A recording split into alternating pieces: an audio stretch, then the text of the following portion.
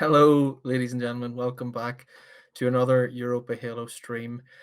Today, alongside me for his first time in an appearance in a Europa Halo stream this year, is Tommy the Krogan, possibly Finland's greatest Halo export. Welcome to the stream, Tommy. A very unique occasion that we are running today, the Nations Cup, and it's brilliant to see you back in the seat. Yeah, thank you, man. It's awesome to be here. It's been a long time since I've casted anything. It's more than 1.5 years, so it's good to be back, especially for an occasion like this. I mean, the Nations Cup is a special event. It's only the second time that Europa Halo is running one. The first one was in Halo 5 and now Halo Infinite, but this is a special kind of tournament. It's more fun. We can see different teams than we usually see in these competitions. Because it's each nation with their own players, and everybody can form up their own team and sign up. And we actually got 31 teams, which is pretty good. So excited to get the action going. Yeah. We're going to start this matchup with a bit of Capture the Flag and Aquarius. Probably one of the more finer maps, I believe, in Halo Infinite's sort of map pool. I know there's debates about other games that are map types and game types that have appeared since the game's launch, but I feel like this is probably one of the more stronger ones. You'd hope that sense of camaraderie, communication within this Finnish team would make them do well, and the same with England. Like that's sort of in games like these where you objective and communication is key. CTF on Aquarius, this could be something for Finland to pick up an easy, well, not an easy win, but a good win here in the start and set the tone. Yeah, definitely. I recall this map actually. The Finns won this map against the Baxter squad on Valencia, and they scored 3. So back-to-back captures on the flag at the start of the game. So if they can get on another roll like that, then the game can be over very quickly. Yeah. If the game slows down a lot, maybe nobody gets a flag on board, and there's a chance that it can benefit the English team as well. So can't really bet on who wins it yet, but if I had to, I'd say the Finns, definitely. Yeah. Across the other games, I believe the Bravo stream is looking at Ireland versus England. So if you do want to look at that one, make sure to head over to UK University Yellow. Some of the other streams that are appearing in today's, if you search on Twitch for Halo Infinite, you'll see the likes of Batchford. I believe his Scottish squad finished second in their group and is going to be playing Germany, a tight game for those guys. I know that whenever we made the draw on Wednesday night, I think that was kind of the ones that stood out to us, that really Scotland really got such a tough draw, because they not only did they get England in their group, but they were most likely on a collision course with Germany in the last 16, which is unfortunate, like considering such a strong squad, an experienced player like Batchford, and he had to come out against maybe somebody like Kimbo and Jimbo on both sides in the group. Yeah, that's not a pleasant experience for sure. No. I'm not sure how far we are away from starting the game. We'll find out soon enough. We'll find out soon. I think the guys are in the lobby and we're nearly ready to start. I know. Have you been catching any of the group games or anybody streams over the group stage? Some games for sure.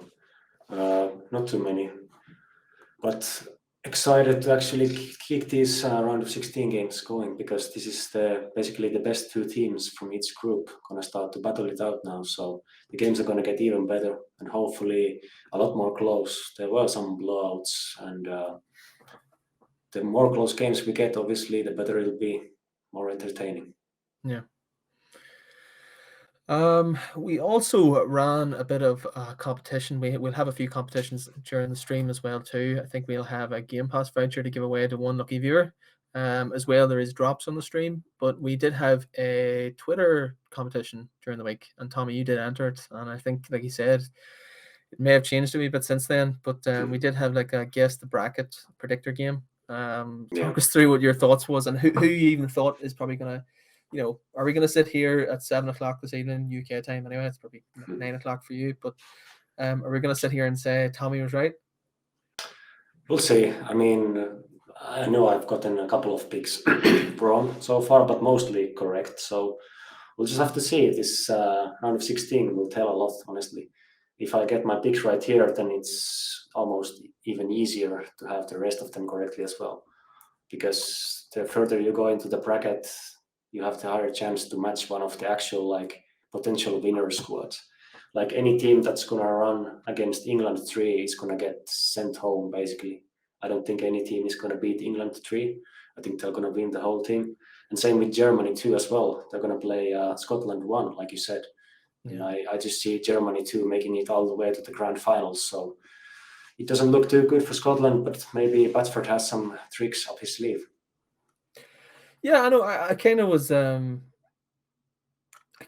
thinking that Scotland might actually pull a result out there. You never know. It's I thought for possible. some of the games I watched, I did tune into sort of the Bravo stream and watch England versus Scotland. There was parts of the games that did impress me. I know that England's just a very strong outfit in general. Whenever you have players like Quadios and Jimbo, like who've been there and done that, especially on the world stage already. But look, we'll chat about the bracket after this game. We're about to get into it. It's England versus Finland, and we're gonna start the opening game of the last 16 on CTF Aquarius. Tommy, what's your predictions? I'll give you a score prediction for the whole series. I would say maybe something like a 3-1 for the Finns. Yeah. I see that this England squad has to be better than I expected them to be because they got here, so I have to give them at least one flag cap, but I'm gonna expect the Finns to win it anyway. Crossman has the camouflage off the bat. Yeah, I mean, he's... Oh. There we go, we're back. Yeah, he's got the camo off the back. We're sort of seeing a bit of back and forth already. As Crossman takes out that there on Kyle too. He's gotta make use of this here. I always talk about the power up efficiency when I used to do a bit of casting here and how effective you are whenever you get it. And straight away, like he's doing that damage, he's controlling the top mid for the rest of his team to set up a flag run. Yeah. Systematic pulled it over to the half of the map already, but he got taken down, so now we need some slays on the part of Finnish guys, but they are not getting them. Actually, the English are gonna get the leader on the flag and now make the ambush up to the Finns base.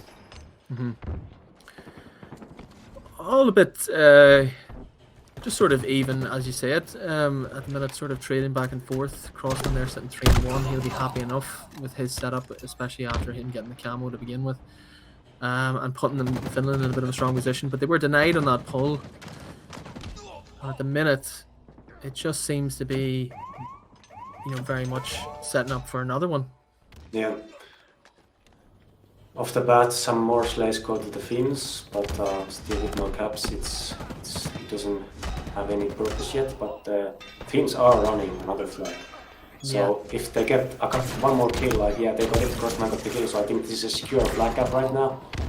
Last guy is gonna go down, hopefully, but no, actually Crucial pulls out a fast find on Marvis. Let's see if Crossman can save the situation, is it too late? 3 Finns go down, I mean, this flag is dead. Yeah, that's devastating for them, maybe. But they're able to get it back and get the 1-0 start. They still got it, yeah, that's pretty amazing actually. They went 3 down and still they got it, so good teamwork right there. Yep.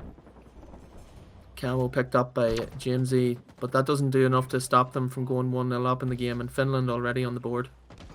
Yeah, let's see what they can do with this camo. So if they can actually play this correctly, they might be able to make a counter cap opportunity right here.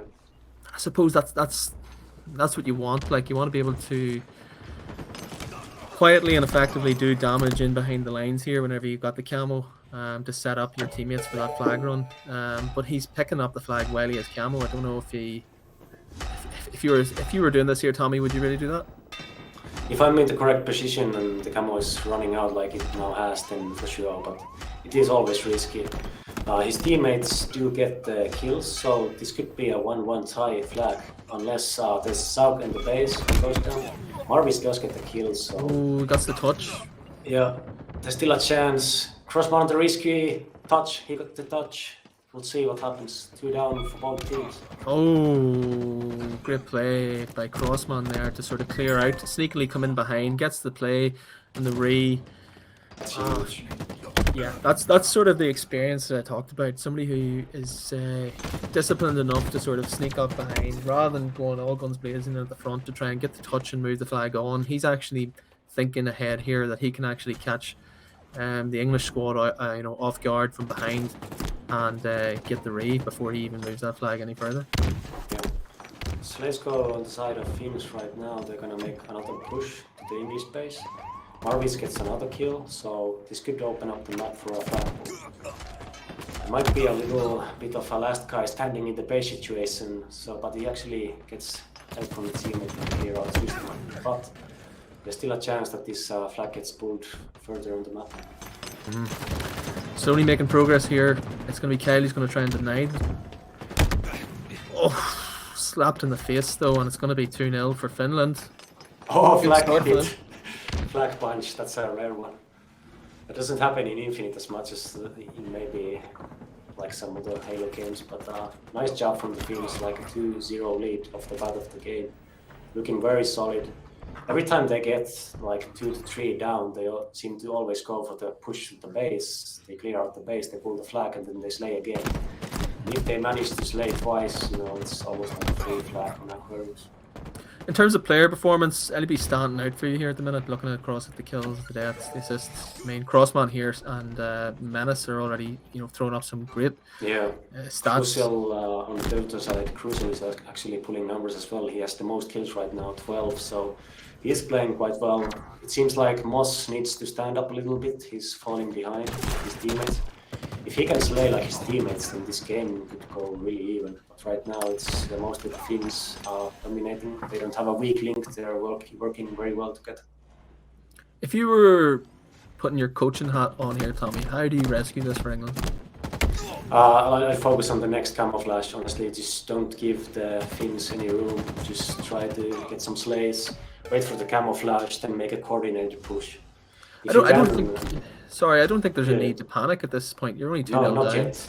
Not yet, and they're actually trying to pull the flag as well, but the Finns again, Crossman gets a double kill. Even though he goes down, he's done so much damage that I think this flag is dead. The last guy died, Zag is alive. The Finns will get this rig.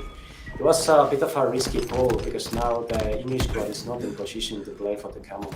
I honestly thought, like you said, they should have just played it a bit slower, wait for the camo, play for map control, and then try to play for the flag. So the flag is returned. Yeah, we're just only crossing over the halfway point in terms of time now. They were 3 down there, and like you said, it was a dead flag.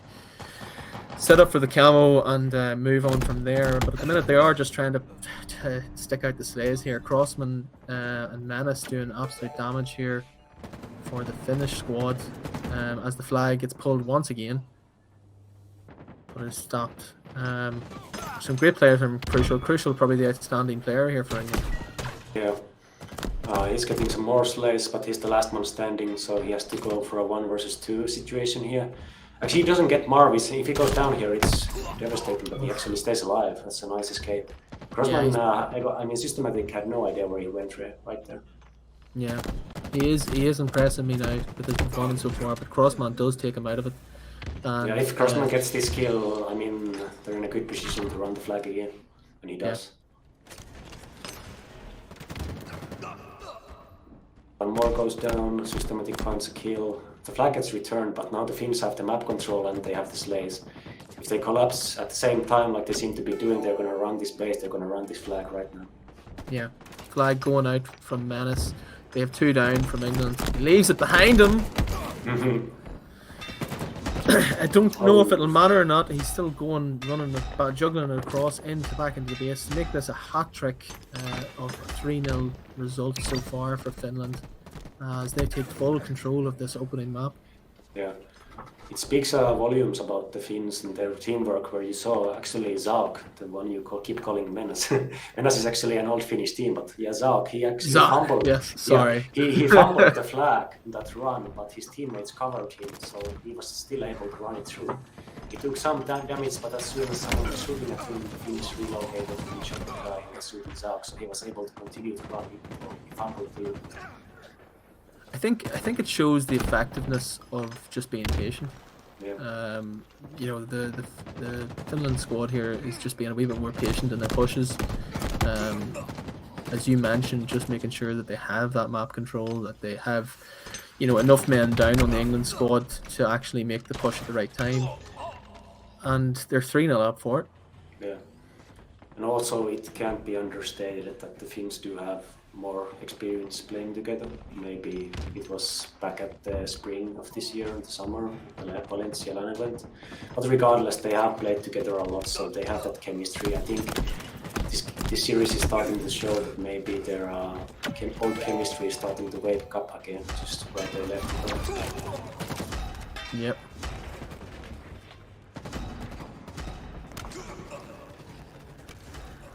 I suppose here they go again, trying to go for 4-0.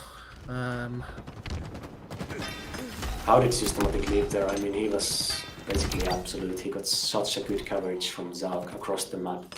It's just they know what routes they're gonna take with the flags, and they're covering each route. And that was just perfect positioning from Zauk to keep that player alive who was running the flags, showing awesome teamwork. Yeah. Here comes the push from England. Hopefully they'll be able to get out. They've got 3 men down for Finland. So they have to be able to do something with this. Yeah, about to be let's see, he's gonna run this flag.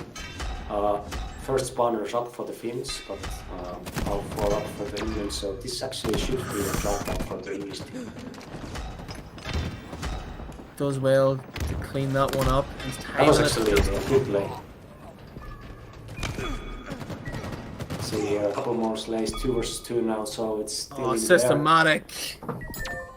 Oh, he got a huge double kill. He's gonna get the read. That's actually those kind of plays that save your ass in the series. I mean, that was almost a guaranteed cap for England, but Systematic was huge for the double kill. Yeah, that's massive play there. I think contributed to even 3 kills there. Just like the way it's sort of cleaned up. I thought, it was going to be almost certainly going to be at least 4-1 and put a bit of a respect on the score, given that we have a minute and a half. But like looking ahead here, Tommy, next one's a Slayer map.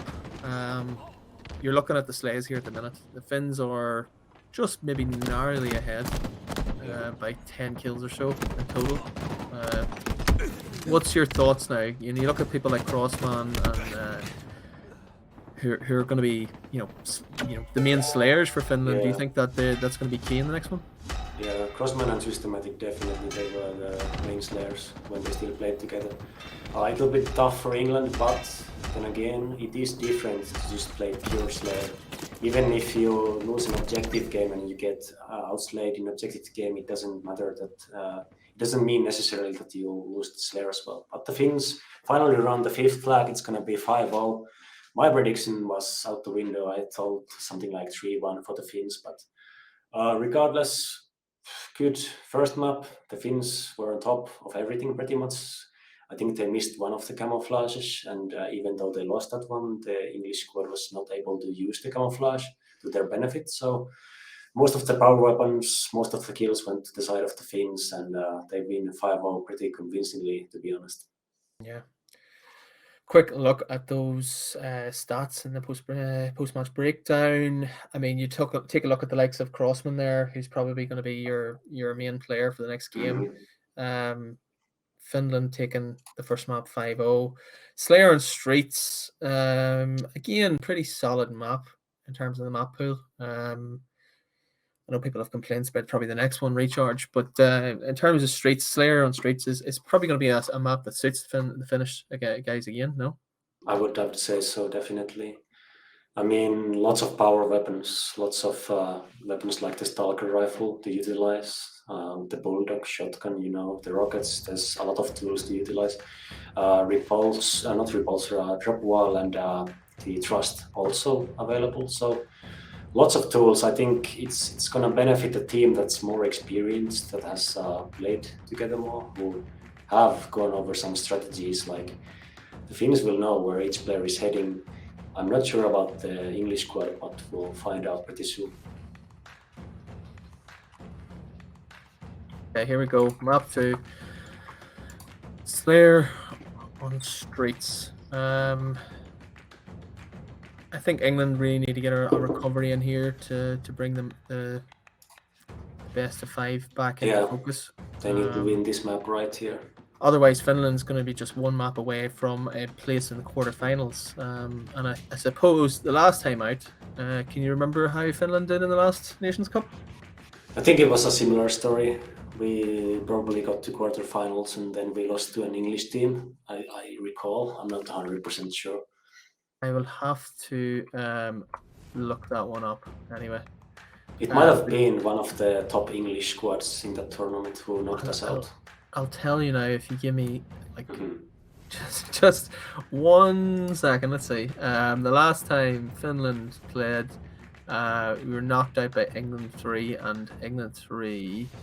No, sorry, he's made it through to the quarterfinal and were knocked out by England 1, who were the eventual winners. Oh yeah.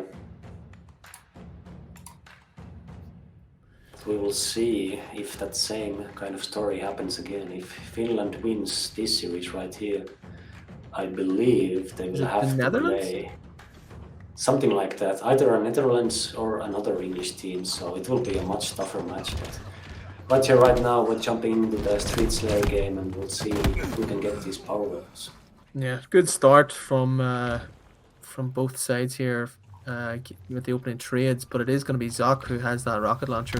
Fresh 2 rockets in it, gets the first one off, gets a bit of damage, but nothing substantial as a kill, so he will probably be gutted with that he didn't make more effective use of it. Gets the kill the second time round, but is taken out in the process. 7-4 to Finland. Opening exchanges, Tommy, what do you think? Heavily in favor of the Finns, obviously. It will be interesting to see if they press the advantage now, if they keep pushing and playing aggressively, or if they'll try to slow things down a bit. Right now, a couple of kills, I mean, it looks like they're going to play aggressive. They're trying to show their opponent that they have no fear against them, that they're ready to play fast. Yeah, full team wipe there from Finland on England, and they're really starting to just turn the screw on them a bit. We jump on here with Janzi. He gets taken down by that Finnish onslaught round the corner. A double kill for Crossman. He's on form today. 7-1 already in this opening sort of 2 minutes. Yeah. I mean, I said in my interview that he's honestly one of the best Finnish players to ever touch the game. This result doesn't surprise me at all, honestly. Crossman is probably... He's kind of an in-game leader as well, and he likes to play, he plays everything. He plays OBJ, he plays Slayer, he does whatever needs to be done, but when you just unleash him in Slayer games, I mean, he had some massive Slayer games on Valencia, even took a Slayer against the Scorch hand roster of Riot's, Riots, Patchford, and some other guys, Disarray. He dropped 20 kills against them in a Slayer, and that's the game that Frostbite won. So he's no stranger to slaying. Yeah. Well, in the meantime, though, England have tied it back up. They've come back into this game, and they seem to have a bit of control over the map. Especially here, Kyle he's jumped down off that high vantage point. I thought maybe he could have kept that position instead of actually jumping into the middle of a Finnish battle, but yeah, he's reverting back around. If he can win this battle, which he does. Oh, big double kill.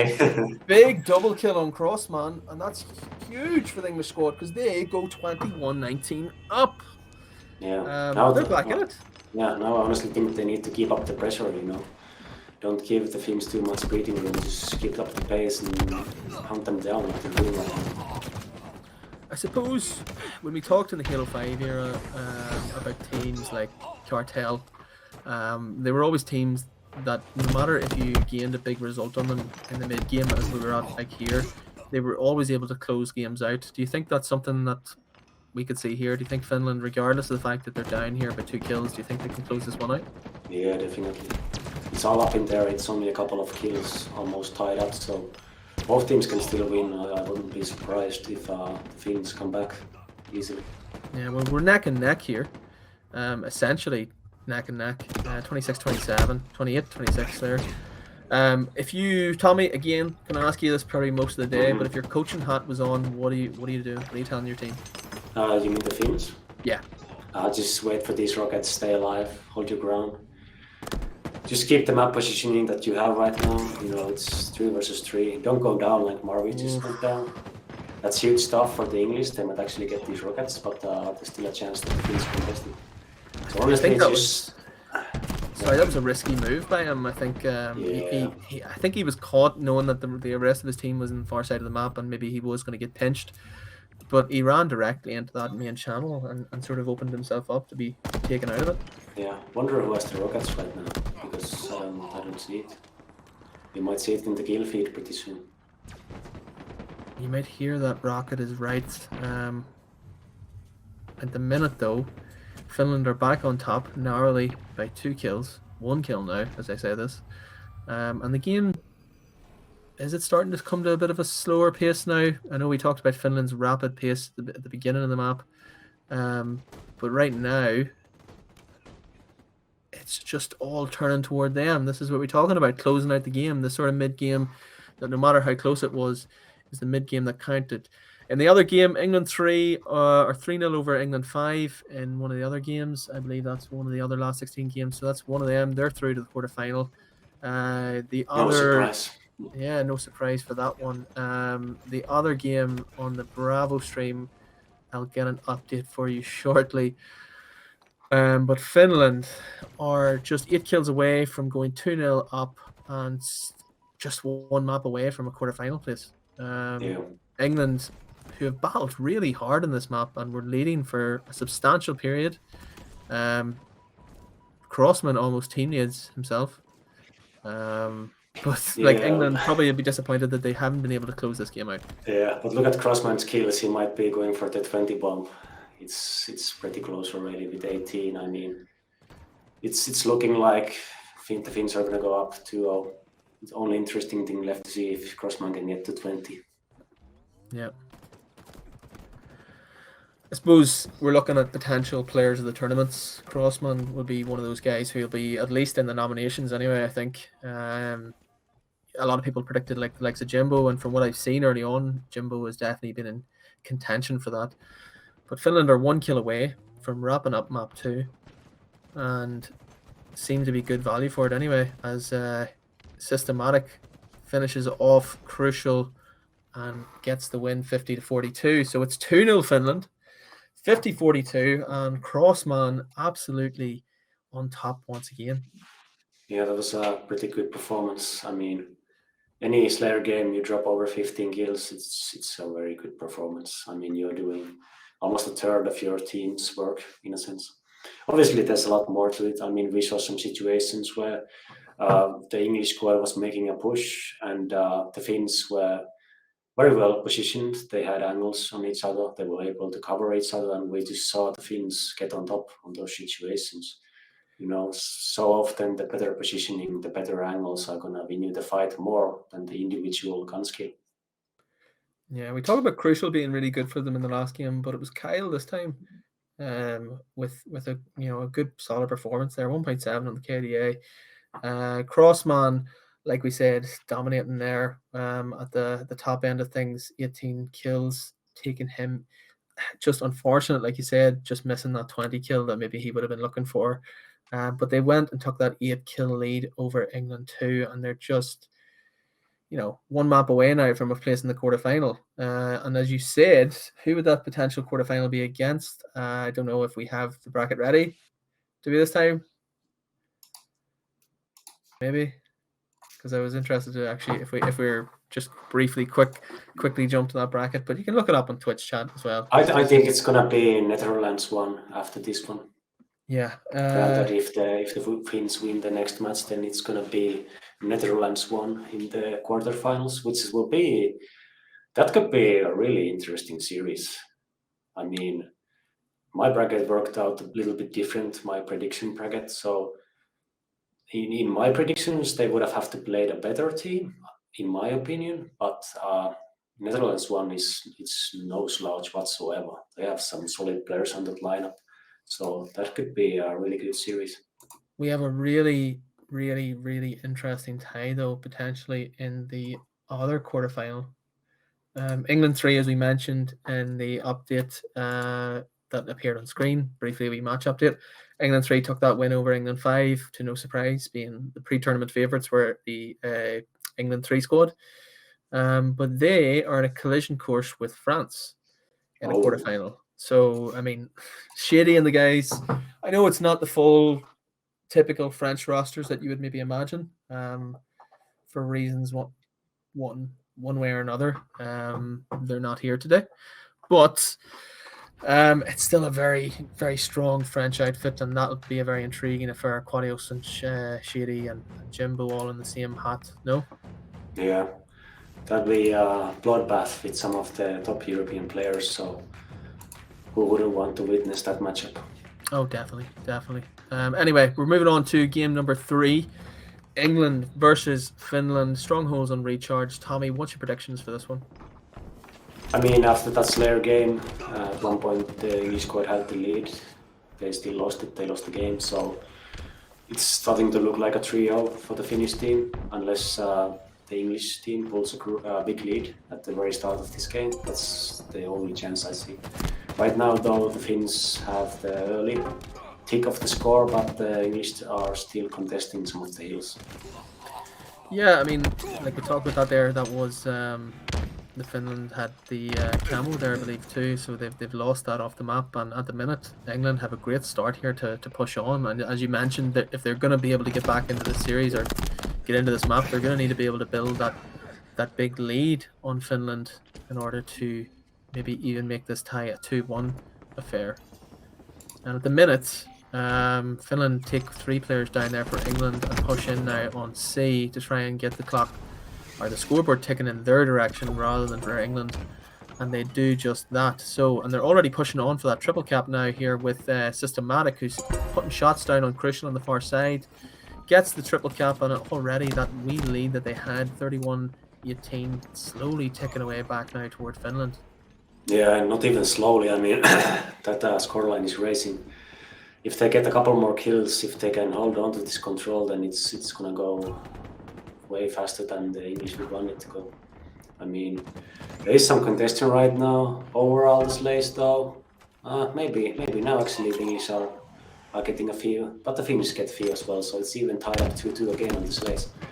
B is almost captured, but this guy, this Zag, up on the perch right there, just covering it, just letting no one inside the field. So for the moment, the Finns are still scoring, even though there's a lot of time has passed.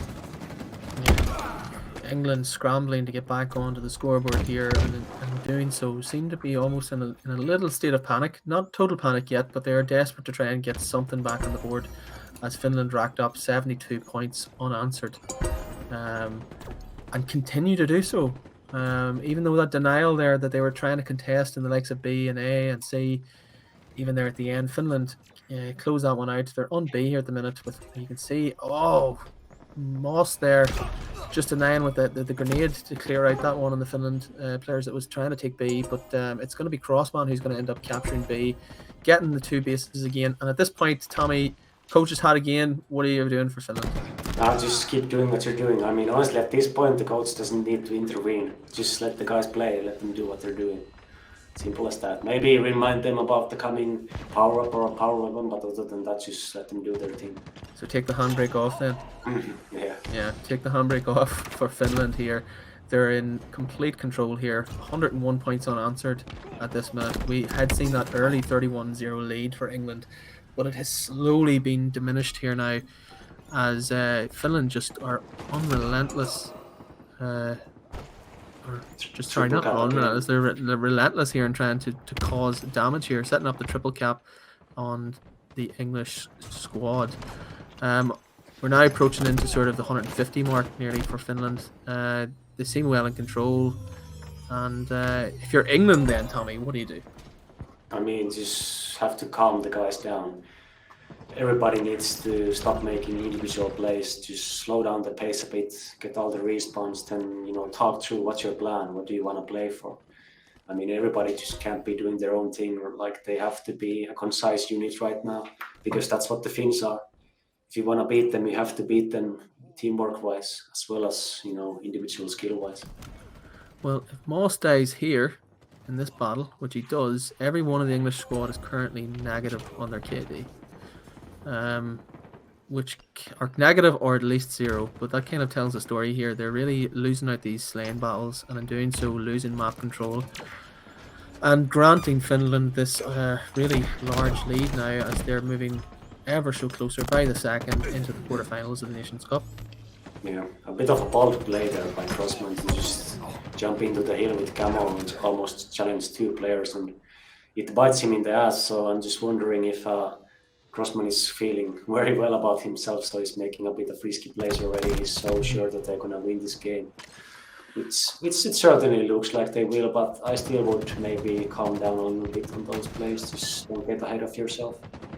Quick update on the Bravo stream as we're watching this game. Currently, Ireland are 1-0 up against England. Ireland 1 versus England 1.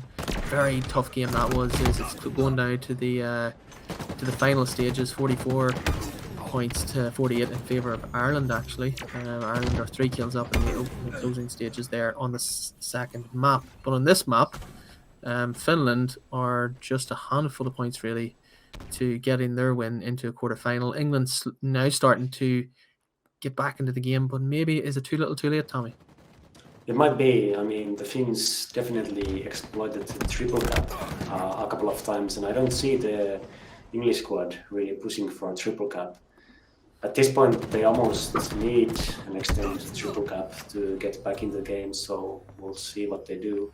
Right now, the Finns are regaining control. If they get another Slayer too, then they might actually be able to start scoring again and almost feel like close up the game soon.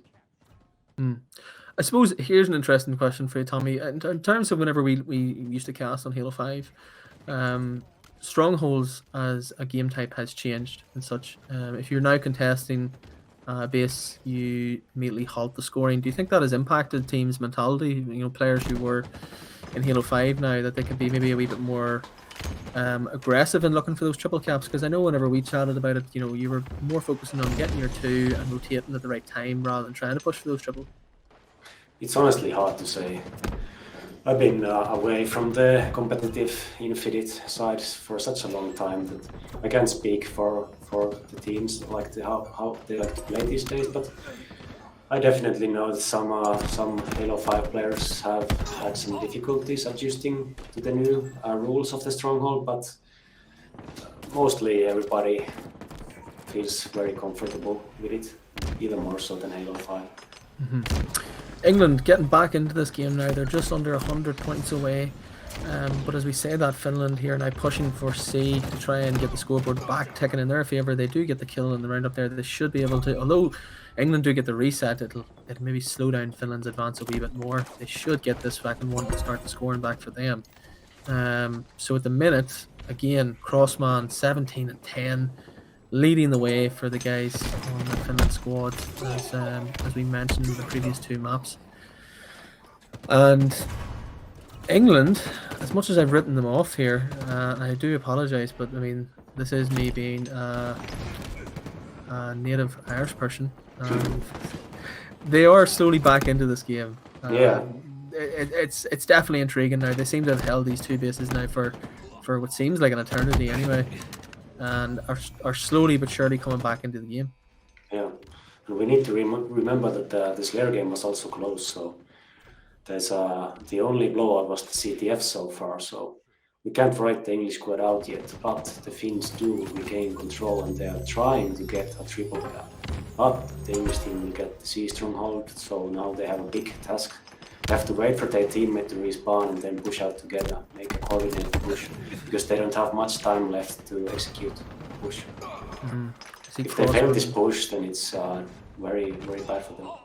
Yeah, Crossman and Zoc trying to push up there on A, but I think he's just left it. He knows that Crossman has that covered. They're keeping the 2 now, and they're going to try and see this game out with the remainder of the 15 points or so that they require. England definitely are looking like they're going to be on the way home, packing their bags, leaving the tournament on that airplane home.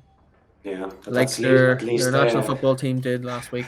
But it is, of course, Finland who take the 3-0 victory here. An impressive victory for them. They will advance now to the winners of Netherlands 1 and Sweden 2. We'll need to get an update on how that game's going. But Yeah, Tommy, we wanted to get your native homeland on here first. Were you impressed by the guys? No, definitely. I mean, I was saying that I didn't know this English team that well, and that they must be pretty good that they got this far. But definitely the Finns impressed me because that first game, I mean, winning 5-0, that's just such a blow to your teammates' mentality. Right off the bat, you're losing the first map like that. It's tough. And the English team, they were close in the Slayer game. They had the lead at some points, but they lost that one as well. And that also affects your mental. I mean, any game that you're ahead, you feel like you could maybe win it, and you lose the lead, you lose it. I mean, that just affects you. So maybe with a different first map result, we could have seen this go the full length, but at the moment, simply trio for the Finnish team looked actually quite easy. Yeah, and looking on my second screen here, I have the bracket up on me here. I've just got an update that Netherlands 1 have beaten Sweden 2, 3-0. Expected, yes. As expected. So they set up that game with Finland 1. England are 3-0 victors, or England 3 or 3-0 victors over England 5. They set up the game there with one of the French squads because it's an all French last 16 round in Oh, yes. that other game. Like I mentioned, the other Bravo stream is currently playing the map we just seen, Strongholds on Recharge. And tight enough game in the open exchanges there, 34-31 in favour of England. But overall, Ireland are 2-0 up in that game and one map away from making it through to a quarter final where they will play one of the favourites. I think it's it's not one of the pre-match tournament favourites. It's actually Netherlands 2 versus France 4. Do you think, I mean, you would surely fancy your chances if you're Ireland, one of the Ireland or English squads there, you would fancy your chances at maybe getting, through to a semi-final perhaps. Yeah, actually, when I look at it, I feel like whoever wins Ireland one or England one is gonna win the quarterfinals matchup as well. Yeah, Even if it's Netherlands two who's playing against them, I think the winner of Ireland and England is gonna go through to the semifinals. I have to get a look. If anybody in the Twitch chat can give me an update on what do you call them? Scotland and Germany. Scotland and Germany. Um, we have Scotland and Germany in the other one. It's a nice game to look at there. Like I said, Bashford probably feels very hard done by in the draw that we did on Wednesday night. He has to play both Jimbo and Kimbo in today's games, and I think he was even writing on Twitter this week whenever we said Oh that everybody yes. was sleeping on Scotland. Mhm. And I'm not saying I'm sleeping on Scotland. I actually think that they could get a bit of a surprise victory there from that one. Anyway, If not the series, then at least a map. yeah. There's definitely someone there. Maybe somebody can update me in the Twitch chat. France won 3-0. So there you go. France 1 versus England. That's going to be a tasty one. But we're going to go to a break, and we'll be back with the quarterfinal of the Nations Cup. If you want, like I said, tune into the Bravo stream, Ireland versus England on the other Bravo stream. At the minute, Ireland 2-0 up and in control now with the strongholds in their favour. So we'll see you guys after the break. Make sure nothing else was happening. Welcome back again to the quarter-final stage now of the Nations Cup. 31 teams, as we said, we're here. We're now down to the last 8.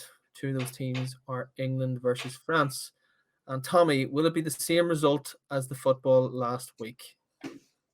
You know how it goes. I can only talk for Halo, and in my experience, when you put Jimbo, So Snakey, and Quadius on the same roster, then that team is gonna win definitely. I see the English team winning this one. They have 3 you could consider top European players on that squad.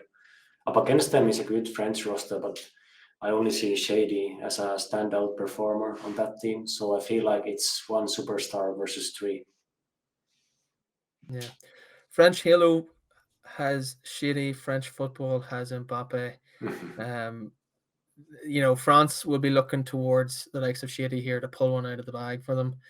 If they're going to have any chance of progressing through here. At the minute, England, this English squad has been the pre-tournament favourites for I think everyone except for I think DreamHack Halo if they're watching. They had everybody is sort of the touted as the pre-match favourites for them. England are definitely a very experienced squad here, and as we look at the maps for this one, if we're going to be able to bring it up, seems like we have an issue. But anyway, There's actually there's a funny little pun in the team names as well. What I just said about 3 superstars on the English roster and 1 on the French. It's England 3 versus France 1. I know it's the worst joke of the century, but I had to say it. Yeah. Well, as far as what I'm seeing on my screen, anyway, King of the Hill Recharge is what we're going to start with, and then we're going to move into a bit of live fire and CTF on Empyrean, which is I know everybody's new favorite map. But look, predictions, Tommy. What do you think we're going into this first game? Is it coming home for England, or is it going to be a French Revolution? It's definitely coming home for England. This game, the whole series 3-0. That's my prediction. So, what about you? Do you know, all is forgiven for the handball of 2010. I'm going to go with France in this one. Let's go France. So you're basically still saying that Shady is the best player in Europe? Shady is definitely up there. Like, Yeah, I mean, he is. in fairness, Shady is definitely up there in terms of one of the best players in European Halo. I think time and time again, he's consistently proven that he's definitely among the top slayers, and on the big occasions too, in terms of major lands, he's always popping off. So you can't count anything out whenever you're the player of that caliber on your squad, and England will definitely have to find a way to negate him. But yeah, King of the Hill and Recharge. Like I said, it's maybe not everybody's favorite map and combination, but we're going to go with it because HCS is doing it. So yeah, I think we had an update on the other game, Ireland and England. There was an issue with that one. But looking through the rest of the bracket, England 6 have beaten Italy 2. That's a big one. Yeah, but that's a sleeper team actually. So there's actually a bit of an issue with the game. We'll get right back on that. Yeah. But the England 16, that's a sleeper team in my opinion, because technically you have high caliber players there, but they haven't really played together. So the England 16 consists of Hollers, Flux, Stika, and Lumitsur. So that team is pretty strong if they can start clicking together. And so they beat the Italian second team, which was Xavier Mose, Chespot, Lordia. So England, I see them winning that series every single time, so no surprise there, but they'll have to play a tougher opponent now. Mm-hmm. So yeah, we have an issue with the map. I'm not 100% sure what it is. If the producer in my ear can tell me. Okay. Lag out. So we have a lag out on the map. So we should be getting it back started pretty soon. But I suppose if we can get a chance, we can pull up the bracket to sort of see where we're at and make sort of predictions while we're waiting. If we get a chance. England 6 beating Italy 2, as we mentioned. They will progress now into the quarterfinals to play the winners of Germany 2 or Scotland. At the minute when we were just finishing up the previous section, I think they were still on game number 1. Somebody again in the Twitch chat can tell me what way that score is going. As well, one quick one. If you type Krogan into the chat, you will be entered into a draw for the 1-month Game Pass subscription. Ooh, just in time for Christmas. In honor of my friend Tommy here, who is joining me on stream today for the first time in well over a year. Type in Krogan into the chat and you will be entered into the draw. Nightbot will pick one person at random at the end of the stream, or at least when we get to maybe the start of the grand finals, and you'll win yourself a Game Pass voucher. You'd like to get your hands on that, Tommy? You got Game Pass? I just typed my own name in the giveaway already. So yeah. We'll have to see how it turns out. But yeah, of course, I always have Game Pass. Yeah, it's honestly very lots of value for such a low price. Very useful to have. Thanks to HCS for donating some of the Game Pass vouchers that we have in this year, as well as I think just in time for Christmas we'll have to sort this out. But I'm wearing today my new Europa Halo T-shirt. Mm-hmm. We have That's a awesome. new Europa Halo T-shirt that we're going to start selling in the new year, hopefully. But we'll talk about that another time. Anyway, we're into the game here. France versus England. King of the Hill on recharge. Here we go. It's immediately a great start for France. Yeah, off the bat, 3 kills. Last guy standing on England squad is so sneaky, so we'll see if he's able to live.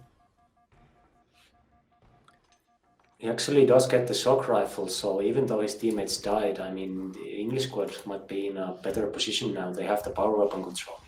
Yeah, well, we talked about it in one of the previous games. You have to be a wee bit more patient, I think, in games like these, especially when you're dealing with caliber players like Shady, who will punish you, and he does. Shady there on it now, just prowling about here, waiting for Snaky to come and appear. He gets that nice nade damage, gets the clean up on him, and scarpers away in time to put more damage down. A double kill on poor Jimbo. Yeah, Shady's popping off already. That's a good sign. I mean, this French squad, Shady's the leader. He's the IGL, I would imagine. He's the main slayer. He's the do-it-all man. I mean, if he's popping off, they definitely have a chance to win this game. But if the English squad can shut Shady down, then it's the situation reversed. Yeah, France are about to go 1-0 on the board here, unless England, as they start to get a wee bit of control on the hill here, open themselves up. They're 2 down, but also 2 down for France as well too. I mean, what do you do here? Does England try and hold this one out, or just give it up? I mean, they must be thinking about giving it up and maybe focusing on that camouflage. If they stay here too long, if there's a person from the English team sitting on the hill while the camo is coming up, then it's going to be very risky. They might lose the hill control, the player, and the camouflage. So they have to decide soon if they want to back out or just keep slaying. I mean, if Jimbo keeps getting kills, Quadios gets one, then they can definitely pull this off. They can pull the hill and they can pull the camo. They got 3 down, all down from the French. Yeah, all down. Let's see who goes for it. Yeah, but it's definitely one of the English players, just don't know which one yet. Well, France now have just gotten back control of it and are still just awaiting that first point on the board. All as for England down. move back in. 3 down. As you mentioned, Tommy, sorry. This might be the English team's point right now. I mean, the French were so close, but the English keep scoring. They're going to get this point right now. And they do. The English go up 1-0. I mean, that was a huge reversal of the scoreline there. Yeah, I mean, it's not quite Harry Kane kicking it over the crossbar, but it is very much a letdown for France. They were very much in control in the opening stages for that game, but have let that first point slip away from them. Quadios going off pretty well in the kill feed as well. You can see him 8 kills, 4 assists, 4 deaths. It's a good start for him. Moving into the objective as well, getting time in there. Shady 8 and 6 at the minute. Definitely leader in terms of the French guys for slays. Second one here for the hill. It looks like England's well in control again. Pushing back this French advance. What's your thoughts on this, Tommy? I mean, I was actually very surprised that the French almost kept the first hill. Like before the match started, I was saying that England is going to win this game type easily. So I was surprised by the French. Right now, it's starting to look like the English have the upper hand again. We actually interestingly enough, Gambit only has 1 kill, and their team is leading the game quite easily. I would say, Gambit got a lot of stick yesterday from DreamHack Halo whenever we released our predictions. Yes. That they said that England 3 would actually be the dark horses here, depending on if the rest of the guys can carry Gambit at the minute. I'm not going to say too much, but he's 1 and 7 at the minute. Now he's putting down in 5 assists, and assists count as well. Guys like Jimbo know that more than anyone, who puts in a lot of work in terms of team efforts. But Gambit, you gotta up your game here a wee bit. Like, I mean, it's the quarterfinal of the Nations Cup. Yeah. Another interesting slaying stat is that Asco and the French team is slaying almost equally to Shady right now. So maybe if Bastos and Yume can pick up the pace, then this could be a tied up. But right now, the English are still holding onto the hill. They will very soon score the second point of the match. There it is. do just that. They're 2-0 up, and moving forward to taking this first map. But at the same time, both points have been very evenly contested. The scoreboard doesn't show maybe how even it has been, and at the minute now the French immediately get a good start on this third point of the game. It's good one now, 3 down for England, 3. They should be able to get something, but actually in saying that, France lose all 3 players too, as they start to see their scoreboard tick a wee bit further to 3-0.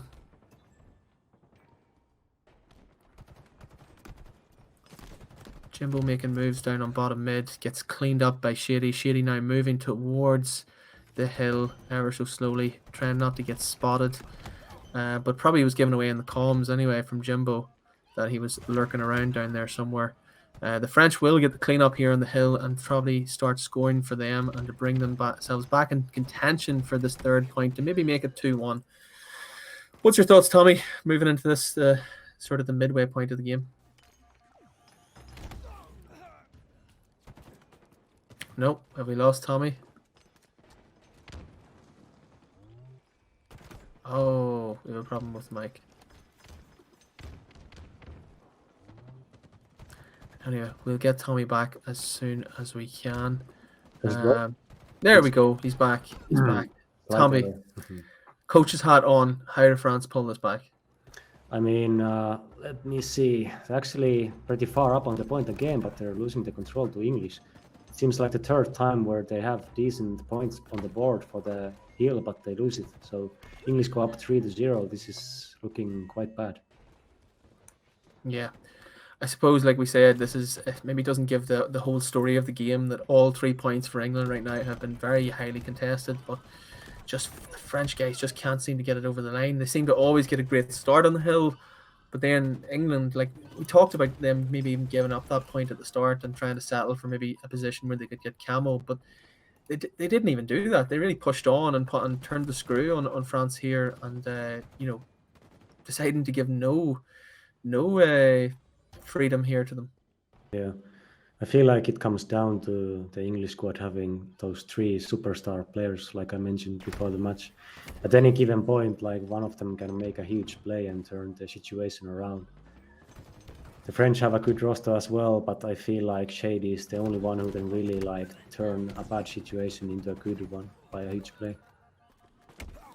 Yeah, unfortunately, like I mean, we haven't seen perhaps the full strength of some of the French rosters, but France possibly on their way to making it 3-1 here and maybe a comeback. They should get this one cleaned up. They do. Finally, 3-1 on the board and maybe something to push off on as they move into making a 3-2 maybe score line. Yeah, there's still a lot of time on the clock. I mean, 3 minutes left. They can still pull this off. Yeah. I don't think playing for time is kind of in the strategy at this point of the game for England. They're happy enough to sort of maybe even contest for this hill. But again, France are the first team, again, in all 4 points, France have been the first team to contest the hill and get points on the board. But at the minute now, it's starting to swing. Momentum maybe starting to swing in the favour of the French. They are starting to get kills. Shady sitting on 20 and 12. The first player here to get anywhere near 20. Asku as well, sitting on 17.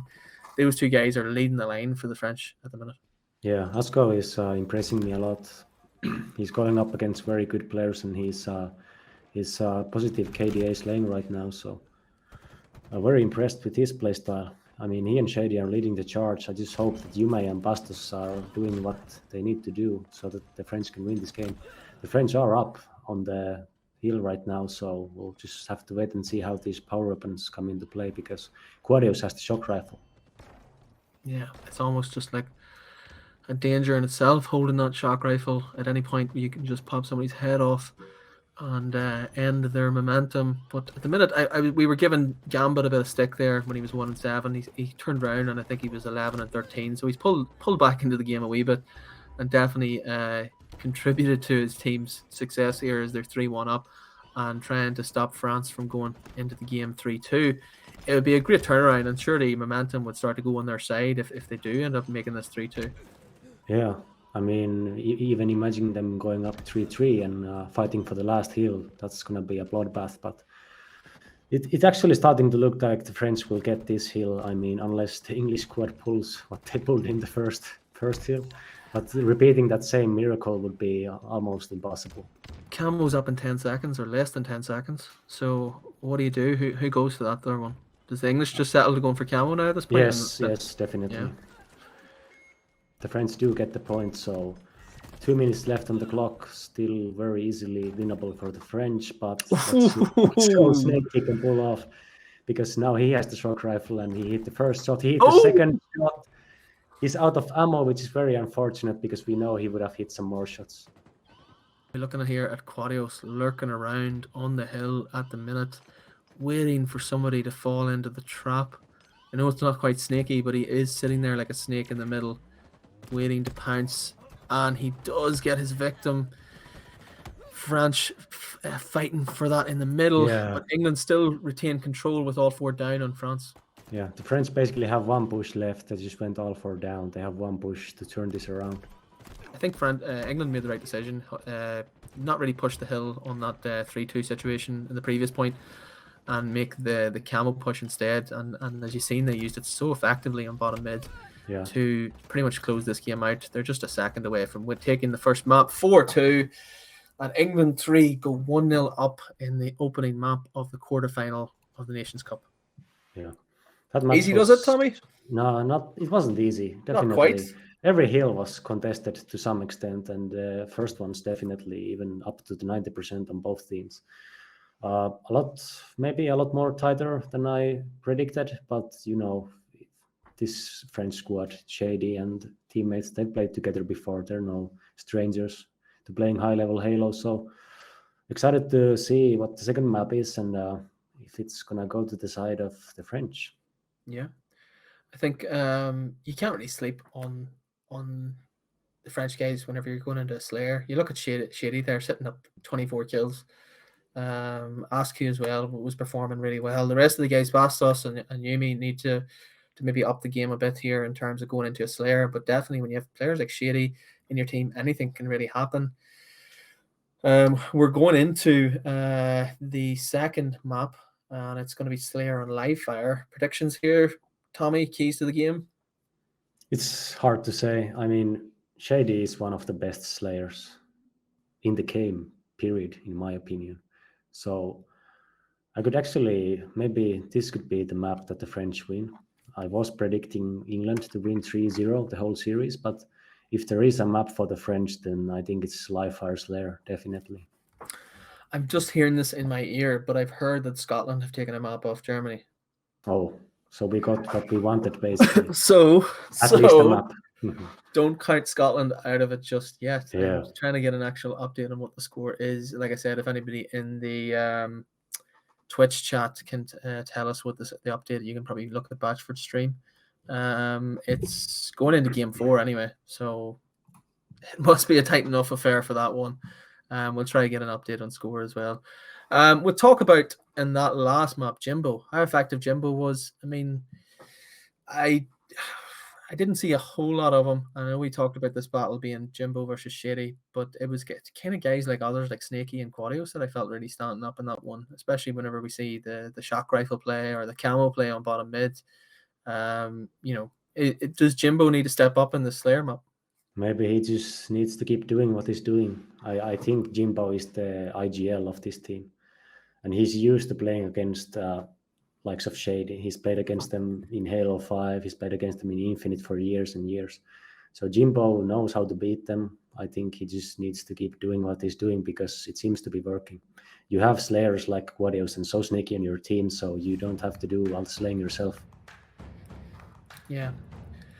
I suppose it's one of the things I've always talked about whenever you have Jimbo. I know he got stick in the past for being, dropped out of certain teams over the last number of years and everything, and maybe rightly or wrongly. But I always appreciated Jimbo for being sort of putting in the dirty work in terms of, the hard work in terms of a team setup. Maybe not always getting the highest kill count, but he is always there putting down the damage and setting up the assists for other players to really shine. Definitely. And that's something that's going to be key to them today if England's going to take it home once again. Anyway, we're moving into game number 2, Live Fire Slayer. I'm expecting a close game here. I think Shady definitely can't be slept on the impact that he has on this French squad. And if he really can get, control of the power weapons, control of, the power ups as well too, that he could really do some damage here. Yeah, I mean, Shade is probably the nastiest sniper rifle player in Europe. I mean, we keep highlighting Shady for a lot of things, but he honestly is very good. But we seem to have an issue with the game. There's a player that has crashed out, probably, so we will have to wait for them to get back in the lobby. Yep. But in the meanwhile, like I was saying, if you give Shady the sniper rifle on Live Fire Slayer, I mean, he's gonna rip heads. It's gonna be ugly. Yeah, I think I remember watching clips of Shady in Halo 5, even how effective he was with the Slayer or with the sniper, and just Coliseum absolutely wrecking guys. Whenever we used to do the coverage of the Halo 5 Pro Series every week, he was so good. I think they'll be looking for something like that again. I don't see any further updates on the bracket. I'm not sure how the Bravo stream's getting on. I'm assuming potentially maybe if England won that game 3 and pushed it to a game 4, because it seems like they're still on that game. But we have as well, like I said, Germany and Scotland. Scotland have taken a map off Germany, and that's definitely going to game 4 as it's progressing in the last 16 battle. We're currently here at the quarterfinal stage with France and England. France 1 topped their group earlier on today, and England 3 topped their group earlier on today. Two teams that definitely were pre-tournament favourites anyway, and I think it was just unfortunate maybe perhaps France ended up on the same side as England 3, that maybe they would even go further here, and this could have been maybe a semi-final or a final matchup. What do you think, Tommy? Yeah, at least a semi-final matchup, definitely. I'm not sure if that would have been a grand final, if the bracket worked out differently, but at least a semi-final for sure. But then again, we might see one of the underdogs of the tournament make a good run because they might have an easier bracket. So it will be interesting to see maybe from the winner of England 1 and Ireland 1, which team is going to go to the semi-final. We're back in the game. Slayer on live fire. First kill goes to the English team. Second kill goes to the French. We're all tied up. Let's see who goes for this overshield. Yeah, and we've got Snakey, who's got Sniper pulling it away, just trying to retreat back into base. He knows he's immediately going to be under pressure here from Shady. Misses that first shot. Shady still has him under pressure and takes it. And there we go. Shady has his hands on it. And he has about 6 bullets in the chamber. Yeah, and the French also get the overshield. That's going to be Asco. So they're looking to play aggressive right now. Let's hopefully stay on Shady's POV and see if he can put these bullets to work. Oh, that's an awesome shot. Jimbo gets absolutely destroyed there. That's just a proper challenge from the English. I mean, 2 man flying out, but Shady picks the headshot right away. He doesn't let anything pass his crosshair. I suppose that's kind of been a staple point of French Halo in the last 3-4 years. Just the sheer aggression. It's kind of similar to what you would see in North America. And at the minute, the French guys are really taking this by the scruff of the neck. They're 9-5 up. They have control of like you said, the power ups, the sniper as well. Shady got his hands on it there and managed to absolutely take the head off Jimbo, just in through the narrowest of gaps too. It felt like, but I mean, surely France are up for this one. Yeah, definitely. So Snakey does have the heat wave, and Quadio picks up a kill. So we'll see. But it looks like they're gonna get taken down. So the sniper rifle is now actually in the hands of Quadio, so let's see what he can do. I think he's all out of ammo though. Oh, he is. We just missed it. He Yeah, shot the so last bullet. Overshield coming up now in 10 seconds. You mean the French are probably more poised position to get this than the English. The English probably on the far side of the map, but challenge in here, Askew gets taken or gets the kill on Quadios, and French are pushing this slowly over. Jimbo does get it and manages to pull it off. Gets the kill on Yume, tries to push again on Bastos, but Bastos scrambles away to safety, but doesn't go too far, I believe, taken down as well. French guys, they had a great start here, but it looks like it's England's turn to start doing a bit of damage. Yeah, but then again, I mean, Jimbo got the overshield and the lead is still substantial and Jimbo goes down. So the French are holding on to this lead tightly. They're even getting more kills. They just killed 2. Gambit gets one. He actually gets 2. So Gambit is now pulling the weight for the English team. He's up with 6 kills, the highest amount on his team. So he's There we actually go. turning up. There we go. The man who's given all the stick for this roster, from DreamHack Halo anyway, who we'll mention and we'll name check, but he's definitely appearing so well here today. 7 and 5. Even when he mentioned the 7 and 1 or the 1 and 7 in the previous game, he really finished strongly and helped England get that 4-2 victory in King of the Hill. At the minute though, French are 5 kills up. They're kind of back and forth here. A nice double kill from Jimbo puts him 4 and 6, so he's back in this game now for them after a slow start. Shady goes down as well. Gambit with that heat wave now on bottom mid, running out towards the right side of the map. That's a very smart play. Yeah. Let's see if we can stay on Gambit's POV. He has the sniper rifle. Let's see if he can pull Gets some that shots. body shot on Shady, I think, there. Yeah, he does. He's gonna try to play it slow though, so he doesn't take unnecessary risk and go down. He's gonna wait for his teammates to make some breathing room on the map, and then he hits a shot like there. He hits 2 body shots. Let's see if he can clean this player up. Perfect nade, I think. Oh, the player actually got away. Now Gambit has to back away, but he does finally get the kill with the grenade. Now they have to focus on the overshield. Gambit has a nice sideline for it. Yeah, seems to be a bloodbath as you talked to. Gets the one on Yume. But is getting pressure from Bastos there, and I'm assuming it's one of the other guys like Shady or Askew. Gets that killing spree, backsmack, and picks up the overshield, puts it into his chest. He's got the sniper as well. He's got 2 bullets left in it. Great position now for England to capitalize on. They're 2 kills behind, but they have all the momentum. Yeah, I mean, it's still impressive that the French kept the lead, but they're about to lose it right now. Now it's tied 30-30. Gambit still has some of the overshield left, so he's going to keep making aggressive plays. The French are really going to have to regroup right now. Just get your spawns, talk to your teammates, work out a plan. We can't feed into the English train right now, which is just running through you all the time.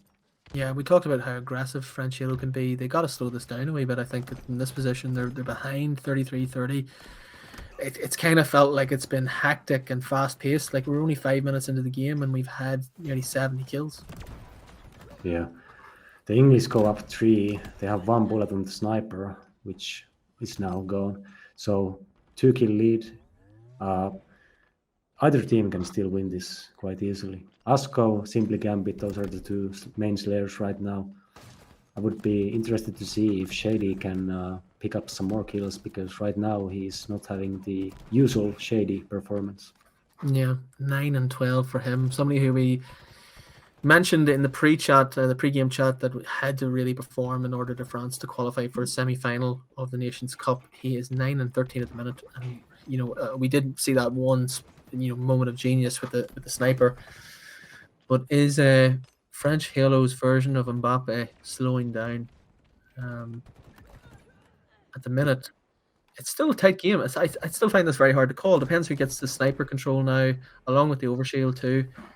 This setup of this phase of the game is so important for the outcome. Yeah, Shady does get a huge double kill, but Jimbo gets the overshield. He takes down Asko.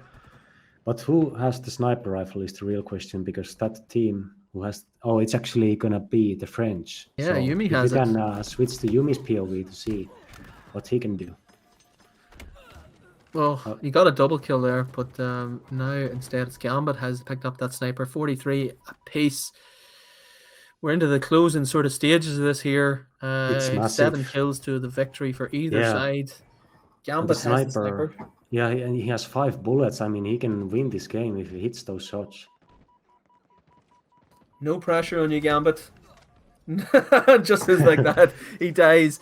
But still, England maintain that lead by 2 kills. A nice repulsor back to try and send it back to him. It is now Quadios with that sniper in hand. He has 4 bullets left. 4 bullets left to take the win. Can he do it? There 3 kills from victory. He only needs 3 of those 4 bullets to land on the heads of the Frenchmen.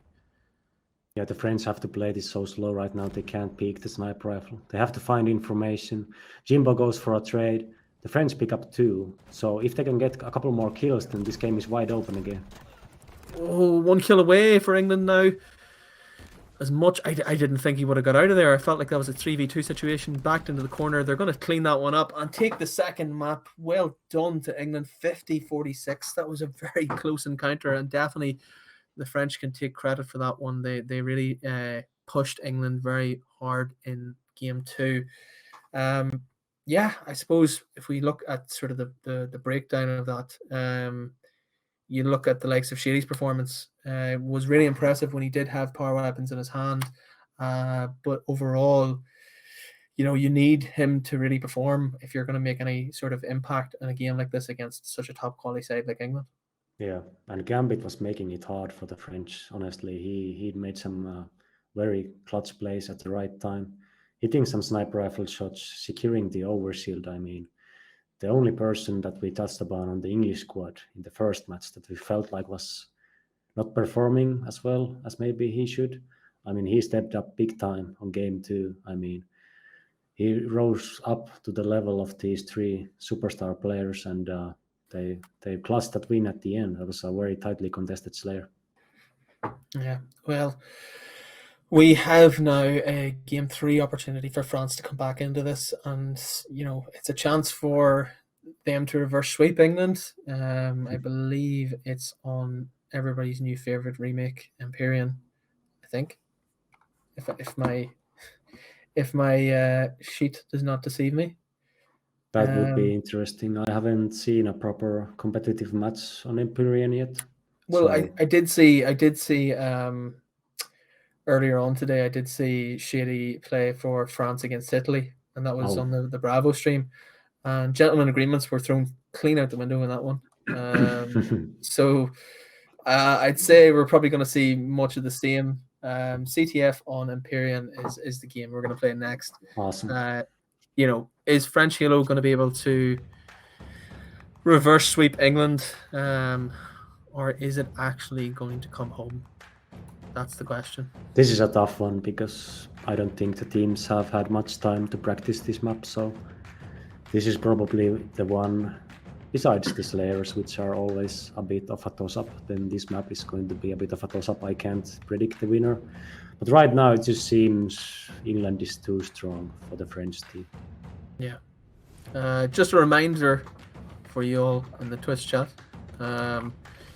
If you type in the word Krogan into the Twitch chat, you will be entered in for a chance to win Game Pass voucher, kindly sponsored to us by HCS, just in time for Christmas. Like I said, in honor of my co-caster here today, Tommy, we've selected the word Krogan. So I know we have about something like 20 odd people who've entered so far. So by the time we get to the start of the grand finals, we will we'll draw that with Nightbot. Anyway, here we go.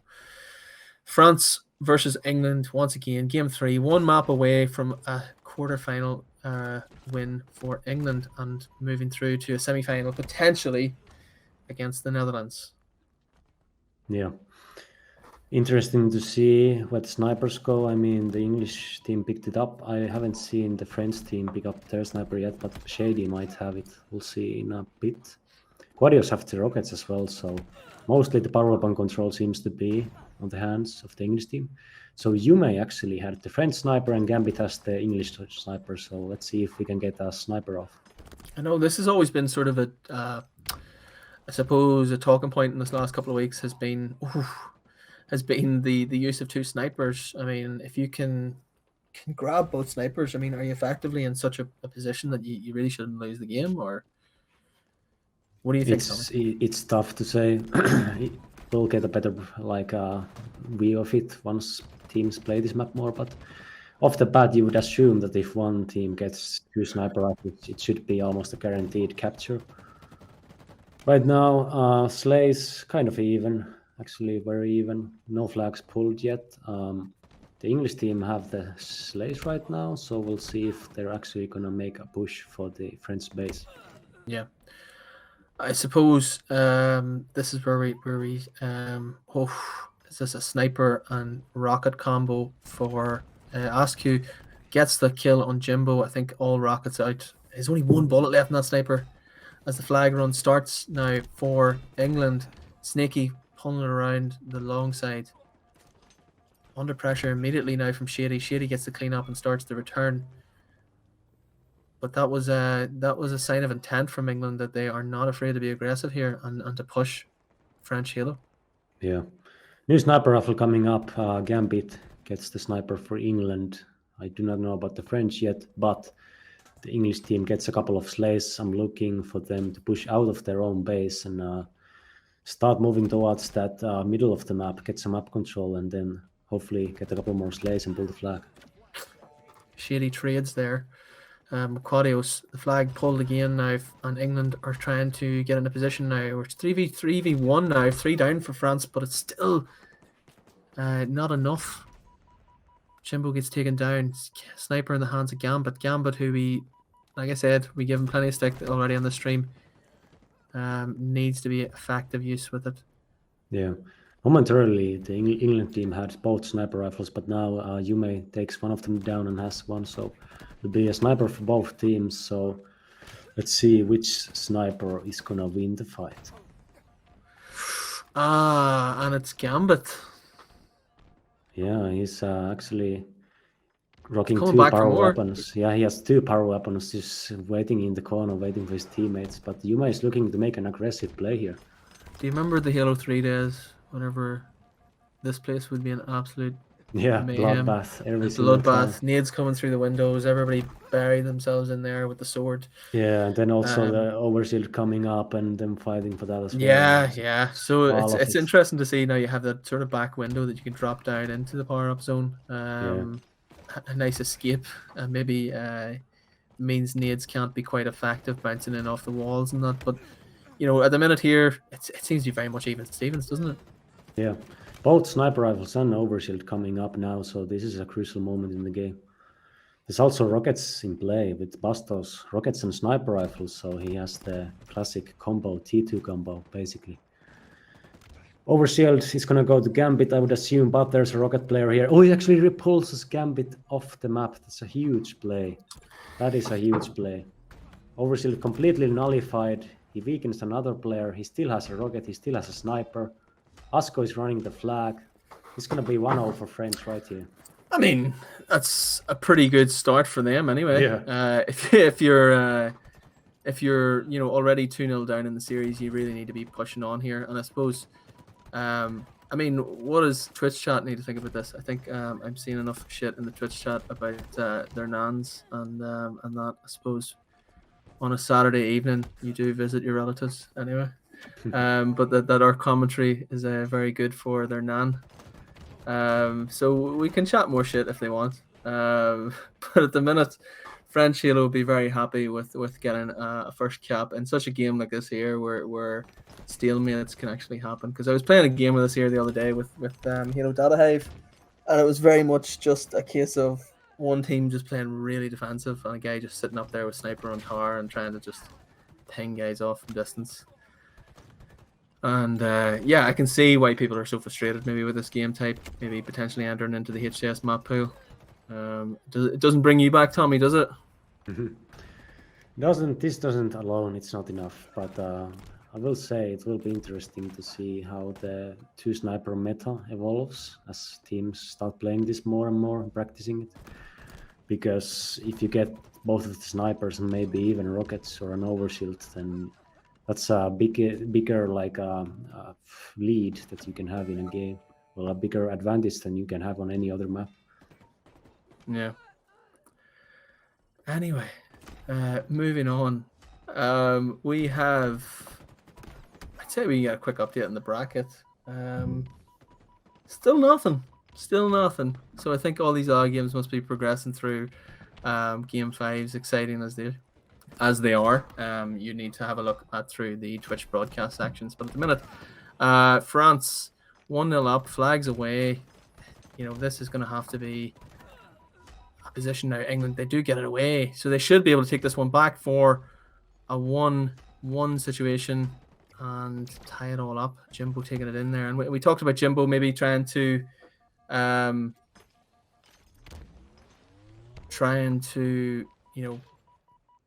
pull this game along for them, because we sort of seen them in sort of not even negative KDs, but at least coming up nearly just +1 or 0.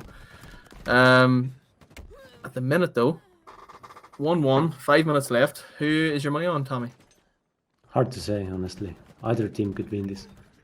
The momentum definitely should still be in the favor of England, but we've seen some big shots with sniper rifles so far, and if the French team, Shady and Asko, can both get the sniper, then it's going to be a flag cap for sure. They're both very talented players. Neil is telling me in the chat that Ireland won, so that's good. At least we have some representatives still in the competition. That's actually massive if they did. Yeah, I think they'll have a good chance of getting through to the semi-finals of this competition. Yeah, they have a really good chance. They're probably gonna play the second Netherlands team, so that will be an interesting one. So overshield snipers coming up once again. 2 kills for the French, 1 kill for the English. This should be the French overshield, unless Jimbo can pull something off. He's actually going to run away and pre-nade that player who chased him and take him down, so Jimbo is going to win that overshield. They have to get in a position now where you sort of have to push on here. Gets the sniper in his hands. He has sniper and overshield now. This is dangerous, especially, I suppose, from people I've been chatting to, mouse and keyboard. So, in fact, he didn't see that guy in the corner, did he? He did not. It's all 4 down for the French. This is a guaranteed cap for the English. Where did that guy go? Did he not decide to push Jimbo? I think one of the English teammates just sniffed that guy out and killed him before he could get a backsmack in, probably. But regardless, it's 2-1 up. 3 minutes on the clock. Yeah, still a chance for the French. Quick update. Germany and Scotland's 2-2. So there you go. Oh, my. Yeah, we picked the wrong game, maybe. Mm-hmm. Batchford leading the line for Scotland once again, and hopefully pushing on. Yeah, Batchford is making a comeback for sure. He was tweeting earlier that he's missing competitive Halo, missing competing. So if he actually beats Germany here, then he's gonna move up on the bracket. He's gonna be excited to play whoever he has to play next. Yeah. 2 rockets still in the play. In the hands of Bastos. He gets 1, he gets simply Gambit, which is gonna get shot in the back, but he still stays alive, and the rocket just disappears somewhere. Somehow Jimbo stays alive in that situation, so the French momentum, the French push is now gonna get nullified, but Shady does find Snaky. New sniper rifles coming up again in 20 seconds, so it'll be interesting to see if the French decide to push now or wait for a sniper rifle, but knowing them, I think they're going to make the aggressive push to the base.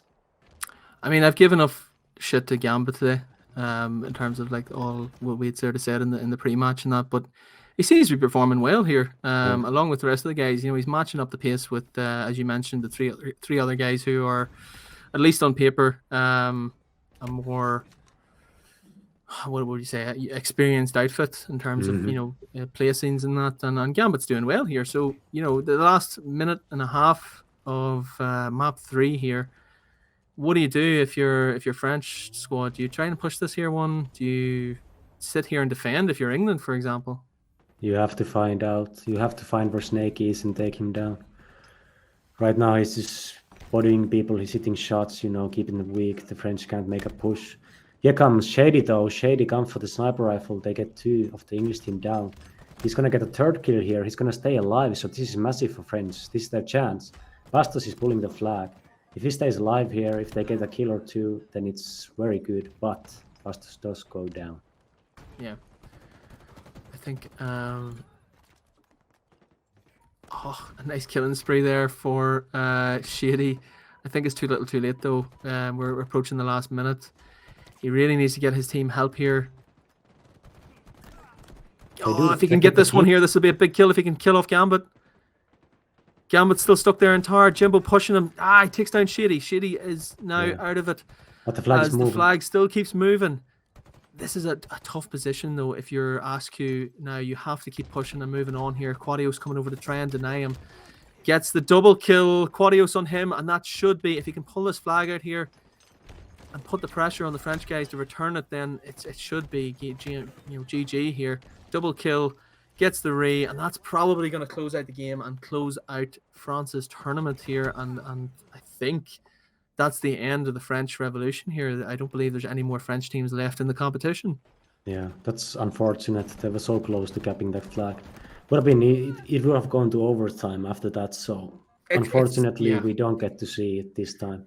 It's been a case of so close yet so far for the French guys here today. Yeah. The King of the Hill game that they had earlier on was, every point was contested so tightly, and then you look at game number 2, that Slayer, where they led for a considerable amount of the game too, and Shady, when he had his hands on the sniper rifle, did a lot of damage, put a lot of pressure down, and instead, wow, great result I've heard from another one now, but I'll chat that in a minute. But instead here again, they were so close to getting that cap at the end, but Quadios denying him on the line, on the edge of the box. But England have got revenge for the World Cup. They are now through to a semi-final, and this is a great position for them. France is not out of the Nations Cup. I've just heard in my ear that the other French squad have beaten Netherlands. So France are still in this competition. They've progressed now to the quarterfinals after beating Netherlands 3-1, a game 4 thriller there. We've heard as well Germany-Scotland is at a game 5 situation, so that will hold up the bracket a wee bit more. I've heard no results from Finland or Netherlands yet. So Tommy, I'll not be able to give you anything just yet. I suppose now, commiserations to France, congratulations to England. They go through and retain their position as the pre-tournament favourites. Looking ahead, we have a semi-final to come up on stream next. We could pick either potential semi-final. You could have England, Netherlands is a good one, and you could also have maybe Ireland and Germany potentially in the other semi-final. Maybe I'm just making quick predictions. Mm-hmm. I don't know. I'll probably get crucified for it afterwards. Anyway, we will skip to a wee break, I think, and we can see if we can pop on intermission if the Bravo stream's still running. Like I said, type in Krogan into the chat if you want to be in the draw for winning a month's Game Pass subscription. We have a couple of vouchers to give away for the Game Pass that Kenny donated by HCS. So yeah, we can jump to a break. So we'll see you all after the break. Yeah, see you in a bit. Hi guys, welcome back to the stream. We're just going to do a quick wee brief update rather than you guys looking at the intermission screen for the next wee while. So we just watched England beat France 3-0.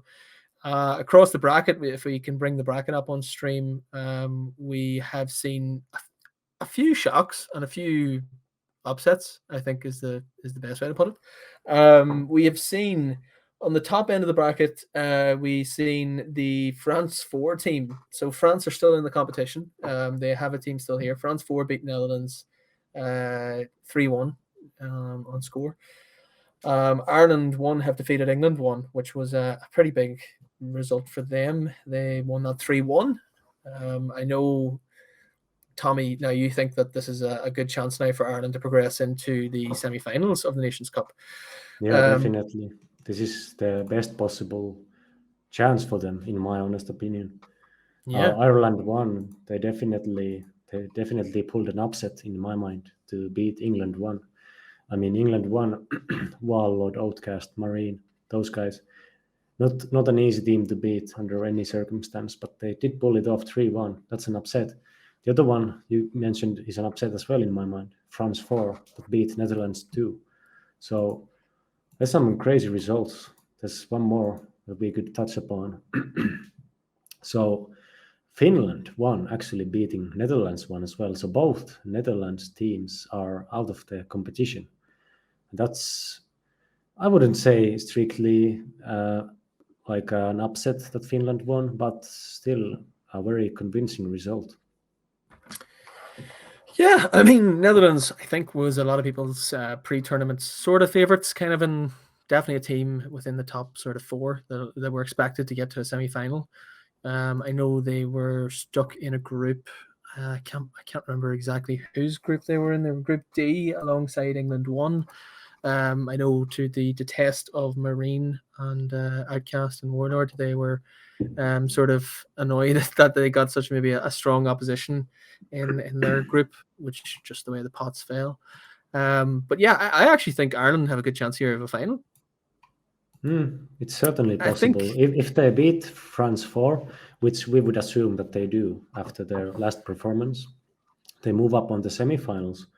Then they're going to play the winner of England 6, which was the Stika, Lumisur, Hollers, Flux team, or if the Germany 2 team wins, which is Kimbo, Bliss, Ebi, those guys. So it's going to be Germany versus England, and then the winner will probably play Ireland. So it's going to be an exciting quarterfinals and then also a semifinal. Yeah, there we go. Just quickly, as the scores are coming in through Faceit. So yeah, Germany beating Scotland 3-2. We just caught the end of it there in the intermission on Batchford's stream. Heartbreaking for Batchford, I'm sure. Somebody who's been sort of leading the line for Scottish Halo. Whenever you think of Scottish Halo, you sort of think of Batchford. So he'll be disappointed with the result. Germany, they'll be happy enough to get out of that one. I think it was quite tight even toward the end. They probably didn't expect it to go to a game 5, but Scotland obviously put up a good enough fight for it. England 6 probably will give them their fill of it too. Ireland, I expect to beat France, but I could be wrong. There seems to be a few shocks here today, especially in group stages. We've seen crazy tiebreakers to upsets in different regions. I thought all 3 Irish teams were going to make it through to the knockout stages. You've let me down, lads. Gas and Neil, I'm looking at you. I know rightly one is in the chat there, so he's let me down. I'm pinning all my hopes now on Ireland 1. At the minute, our next game that we're going to show on stream, and we're going to set this up shortly, is going to be Finland versus England 3. So Finland's reward for beating Netherlands, as a shock as it may be to both me and Tommy, they now have to play the current pre-tournament favourites, and that is England 3. And as we just seen, England 3 are in great form anyway. Even Simply Gambit. So, Tommy, does Finland stand any chance? There's always a chance. I mean, if one of the English players, again, not to throw the same guy under the bus, but if Simply Gambit is having a bad series, then it might be a little bit offsetted, the balance of the teams, because then it's going to be a very well-coordinated team of 4 against maybe a less coordinated England. But I have no doubt on Gambit anymore after the last series, after his last performance. So there's very low chance for Finland, but the chance exists anyway, and it might be a more closer series than we expect. I mean, depending on the game types, if the Finnish team gets some favorable game types, then we could be looking at a close series. Yeah, shouldn't be too long before we start up that series. Yeah, other than that, not sure what we have on the Bravo stream. I know that they're going to be streaming one of the quarterfinals next. I'm assuming it's either going to be France 4 and Ireland or England and Germany. I believe it could be Germany and England. Like they could be streaming next if you want to catch that one. As much as we've chatted about it, but looking ahead here, we have the game types ahead. All ball on streets, always an interesting game type. Then we move into Slayer as well on Empyrean, I believe, and then King of the Hill on Recharge. Yeah. And then Capture the Flag if we need it. If we do, I think if Finland are going to win this game, I don't think it's going to be 3-0. I think they would have to take this to the whole way, maybe to a game 5. I don't know. Maybe that's my opinion. But in games like this here, where we've seen Finland so strong and like Capture the Flag, you'd think that the objective game types, they really got to make them matter. But you never know. Predictions, Tommy. What do you think? The first map is kind of a weak one for the Finns. So it's going to be tough. I think England is going to win the oddball. Slayer on Pit or Empyrean is actually going to be an interesting one because all of the Finnish players are well accustomed to Halo 3, have played a lot of Pit back in the day. So I could actually give the Slayer to the Finns and then it's an open series. I mean, King of the Hill on recharge probably favors the English team more, but if the Finns win the Slayer, I mean, they can hopefully gain some momentum of that and maybe pull out a second map win, but we'll have to see. This is gonna be the true test, though. If the Finns do win this oddball, then anything can happen, but it's one of their worst game types. I have faith, Tommy. You being from Finland, me being an Irishman, I have faith that England is going to lose this. You know, Richie was on the last Nations Cup and he was supporting everybody who wasn't England, and I'm right in that boat as well too. I'm supporting your fellow countrymen here, and I think from what I've seen, we've had them both on stream here in the previous two series. I think that Finland are very much stronger on objective game types, and it'll be a question of how strong are they, because obviously in a best of 5 you have 3 objective game types compared to 2 Slayers, and I'm, you know, my head says England's going to win it, but my heart says Finland. I can get behind that for sure, man. Yeah. Either way, it's gonna be an interesting series. Both teams have everything on the line. The losers go home. You know, there's no second chance at this point. Or actually, there might be, because well, there's the third place playoff. Yeah, the There's third place playoff for sure. I believe there's a third place. The third place playoff happened today in the World Cup too. I think who won it? Croatia won it. So we unfortunately don't have a Croatian Halo team, but we do have a Finnish Halo team. Yeah. And at The the winner goes to grand finals. The loser still has a chance to play for that third spot. Yeah. National pride on the line. England moving to try and win back-to-back Nations Cup victories, and I mean, I suppose nobody really thought that Finland was going to get this far either. From the prediction games that we had in the build-up, everybody was saying that it was going to be maybe something like Germany or 3 English squads, or the Netherlands or France was going to make an appearance. But at the minute, like, you know, Finland's kind of made a shock here, and we potentially could see shocks now on the other side of the bracket, since England and Netherlands, England 1 and Netherlands squad are both out on the other side of the bracket, so we could see maybe a shock in terms of somebody on the other side appeared in a final or a semi-final. I believe that no one predicted Finland to be in the top 4. There was some predictions for top 8, myself included, but this is definitely a surprise. I think the draw has been quite kind to them. Yeah, definitely. I mean, the bracket worked out differently than I had predicted. The reason why I predicted them to go out at top 8 was because on my predictions they would play this same England 3 team a lot earlier on the quarterfinal stage. So the bracket worked out differently, but they did pull out a great win against Netherlands once. So there's nothing to take away from them. I still believe they earned their spot in the semi-final. Yeah. We are just waiting on one player, I believe, to come back into the lobby, and then we'll be able to kick off the game. I don't think we're not too far away.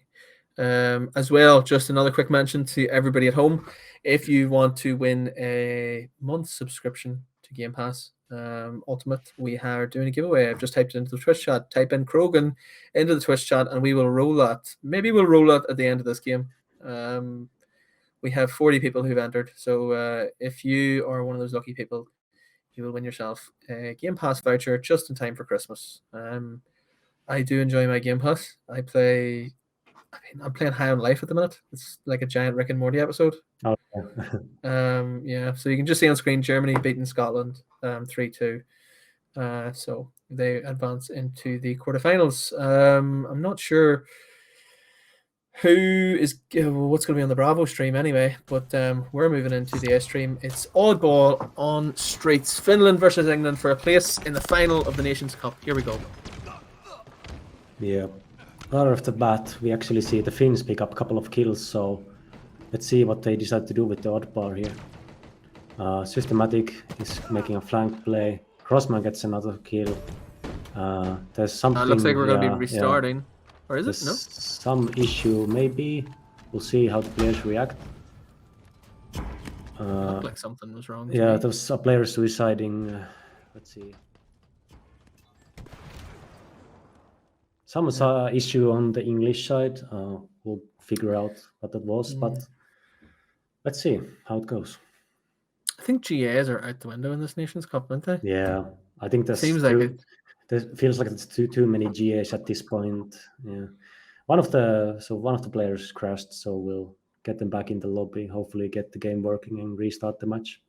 Yeah, I see all the support in the Twitch chat. Somebody there from Sweden, Judy, is writing in. Let's go Finland, your neighbor Sweden. So there's support from everywhere, Tommy. You're getting all your Scandinavian brethren to and family coming in to support you guys on the way to play in England here.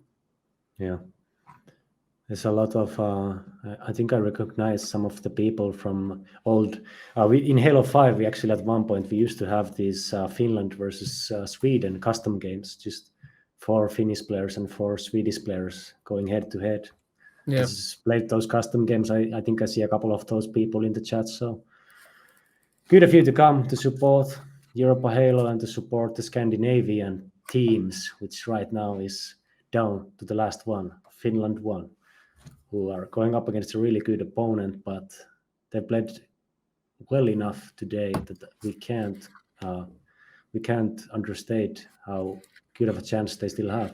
I suppose Sweden as well. We're chatting about that. Sweden knocked out by Netherlands in the last Nations Cup. They were in the same position as Finland. They got the shock result against Scotland, actually. They were 2-0 down in a best of 5 and managed to come back and win 3-2. And now they're in the same position as they were this time around. And I think in the exact same position, because I think it was Jimbo's team as well that they played. Yeah, probably. Interesting thing as well, because earlier Netherlands 1 beat Sweden 2, knocked them out of the tournament. So the Finns kind of avenged the Swedish team by knocking out Netherlands 1. So yeah, that's an interesting scenario. 2022 or 2020, even Finland made it to the quarterfinals of the Nations Cup. They've done it one better this year. They've gone to the semi-final. Jimbo did knock out Sweden in 2020, I've been told in my ear. So that semi-final back in 2020 again was on Halo 5 as well, but different game and all that there, but still it's a big victory or a big momentum shift for the likes of Finland. And we were very happy to see even Finland come out for this competition, because we know that Halo Infinite's in the state that it is. It's kind of still in a bit of a transition phase in which hopefully it'll recover back, but it's great to see your guys come out. I think we're going to load back into the game fairly soon, but like I said, it looks like GAs and everything are out the window at this point. Yeah. If it's going to continue on as we seen the opening exchanges of I believe Commando was GA, wasn't it? I have no idea at this point. I haven't. There seems to be a long list. Yeah, since of the world's competition, like there's so many new GAs being thrown around, and I don't know. It's gonna get very complicated, but at least it's the down season right now. But we are getting back into the game. We have a proper start this time, I believe. Every player is still in.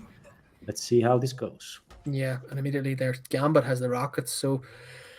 We've been picking on him for most of it here. Not even picking on him. I wouldn't even say we're picking on him. But a minute he has the Rockets in his hands as he pushes across now to try and get the Finnish squad in a bit of a rough position. Takes out one, sets off the other Rocket. He's out now. I think he got a little bit of damage on Crossman. Does manage to finish him off. And it's 3 down for Finland.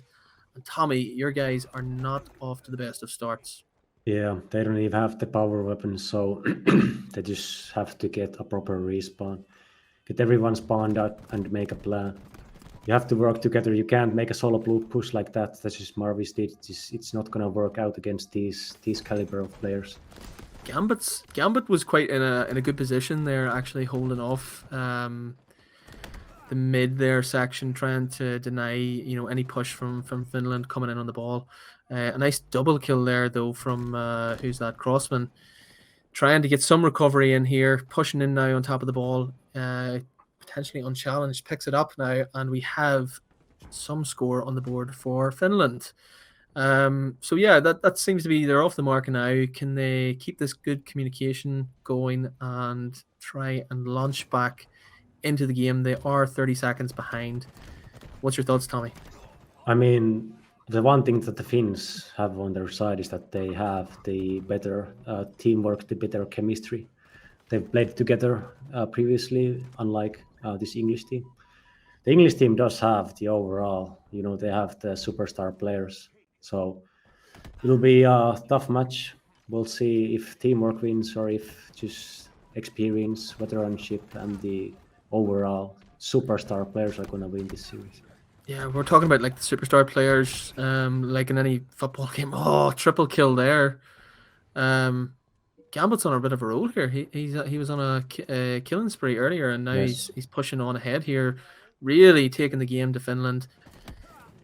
They're off to such a good start here in round 1 of Oddball that Finland really need to have something out of the bag here. But sorry, to complete what I was going to say was that we're talking about the star players. The likes of Crossman here is really going to have to step up, whereas like England are just full of superstars here in terms of like European Halo. Yeah, it's a tough matchup. Let's see if the Finns can get the next power weapons. If they can keep holding on to the ball, cut away of this lead, then there's still a chance in the first round. But England only needs basically 1 or 2 small setups, and they're gonna take round 1. I was going to say Finland's in a wee bit of a good position here, but they've kind of maybe pushed a bit too hard. Crossman came around the corner there and was met instantly by 3 English guys in the corner, and not like your local pub. He was chucked out of it and sent back down the stairs. At the minute, no, England charging in on the ball, trying to disrupt this Finnish revival. Snaky going down now, but that's 3 down for Finland anyway. They get their hands back on the ball and in a position where they will hope to close out round 1 of Oddball anyway. Yeah, Crossman does get a kill behind the lines, so that might open up the map a little bit. English team, Jimbo has the shotgun though. It's gonna be tough to push that side of the map. Gambit is gonna make a rotation with the ball. He's gonna drop the ball. He still stays alive. Yeah, he's still gonna rotate the ball. I mean, they only need 20 more seconds. Finns have 1 push left. Yeah, I think that I have to say, give credit where credit's due there. Gambit made a really good decision, I think, to push that ball out to the right hand side. Spotted Jimbo and somebody else in the England squad over on that far side, and rather than be isolated so that Finland could come in to clean him up, that he ended up just moving that ball across into a position where either if he dies in the open ground, the likes of Jimbo can come in and then maybe clean it up and trade, or he can also then get back into the good support of his English teammates. Yeah. At the moment, Finns are down by 40 points. The game clock won't come into effect. But no, we're talking about 2.5 minutes of idle game time to really push it. I think we'll definitely see the end of the game before then. The way the game's gone, it's kind of been a wee bit more aggressive than maybe I thought it was going to be. Finland's coming out swinging. The likes of the kill feed, like I'm looking here, Snaky 4 and 10. I suppose he would be disappointed with how he's performed here, but at the same time, England are leading. It would probably be only coming under more scrutiny if Finland do come out with a victory, but they are still pushing away here and ticking away. And maybe, just maybe they'll be able to recover this after going behind by so much in the opening minutes. Yes, Marvis is actually putting up this race right now. He has he's really hitting it in there. 13 most in the game. The Finns do find 1 more kill, but they're down. The English get the ball. Okay, the Finns are gonna have to rush in. They have no time to waste to stop this round from ending. There's a question now. Rockets, though. But the clock is ticking. 5 seconds ticking, left. It's too late. They're it's kind over. of in the wrong positions here, and I think England's going to close it out anyway for round 1. There's no stopping them. As good an effort as it was to see Finland come back into this game, they are 1-0 down in Oddball here. Is there any chance? Do you think now that they've settled the nerves here a bit, they're back into the game here? They're realizing that they're in a fight with England. Oh, somebody is that a kill off there straight away for Systematic on Snaky. And that's 3 down now for England. They really got to capitalize. All 4 down. They've really got to capitalize here now on this, and they've got the rockets too. Yeah, on Marvis' hands with the most kills. So if he can get 2 kills here, it's going to be massive. He whiffs the first rocket. He whiffs both. That's unfortunate. That is unfortunate, because you'd think from that position where they had all 4 down, they had the rockets, that you would get at least 1 kill out of that there. But they sort of got baited in by Jimbo hanging about there on the ledge, and effectively wasted both rockets. and giving control back to England. Gambit here pushing up the side with the odd ball. He has men around him. He has the support. He just needs to get the communication as to where Finland is going to start pushing from. Instead, though, it's Jimbo who's going to be causing a bit of damage, going on a bit of a solo run, pushing Crossman here just to be a bit of a nuisance. It wastes time really more than anything on Finland's push, and gives Gambit more time to work with, eating into the clock. Yeah, that was a frustrating situation for Crossman. I think he was waiting and calling out for his teammates to help eliminate Jimbo. But at the last second, it feels like his teammate left the fight and Crossman was left alone basically against Jimbo and got taken out. Yeah. 3 Finns go down again. Actually, all 4 basically for a moment there. So the English are going to keep this setup. They're already up to 50 seconds soon. So this game is starting to run away from the Finns. Yep.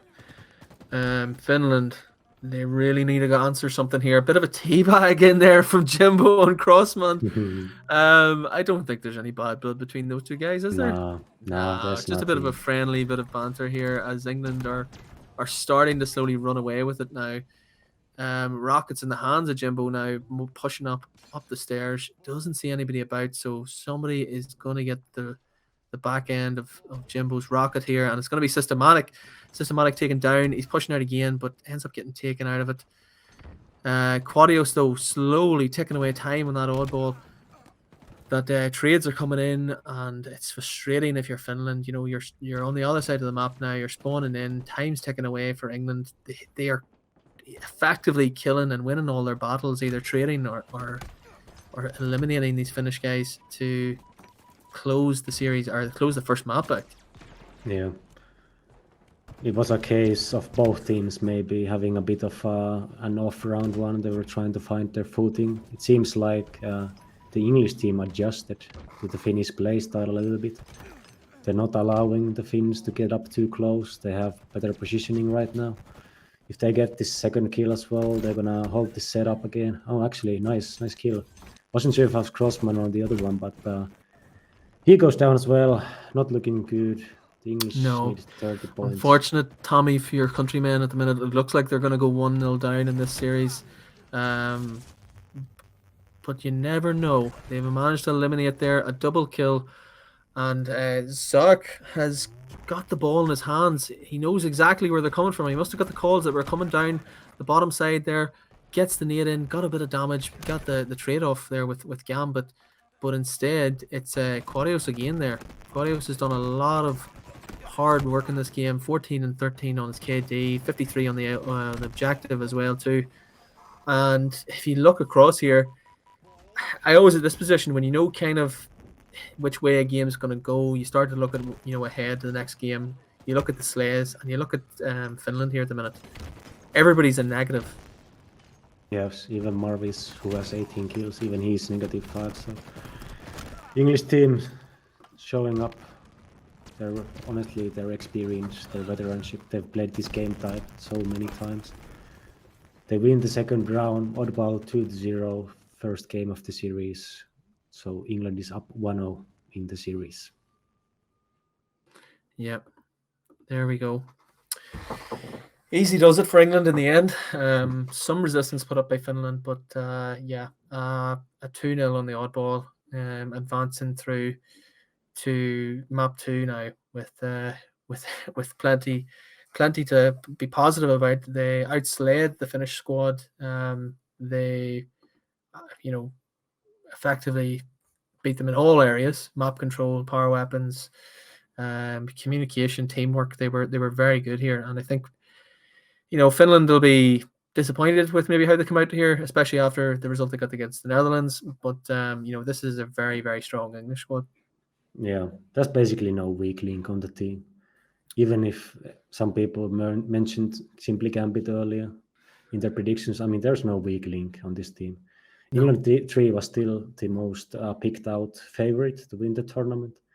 They also, I picked them to win the tournament on my predictions, so the result is not surprising. I mean, but you didn't pick your own Finland squad to make it this far. So how do we judge your predictions, Tommy? Then we have to wait and see until everything is played out. Yeah.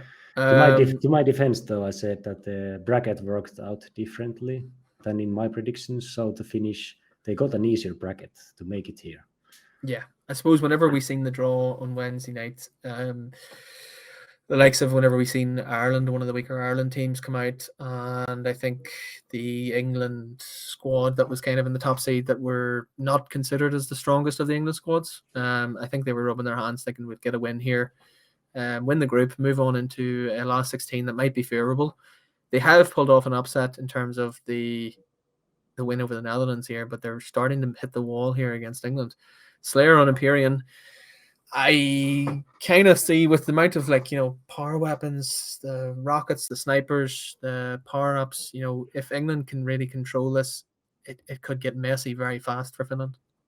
Yeah, but it will be interesting to see. I mentioned that the Finnish players like playing on the pit. They have prior experience from Halo 3. I mean, Systematic and Zauk competed in Halo 3 on European tournaments. Obviously, on the other side, you have the likes of Jimbo as well. So there's no stranger to pit here, but this is the one where I see that Finland could very well take a map.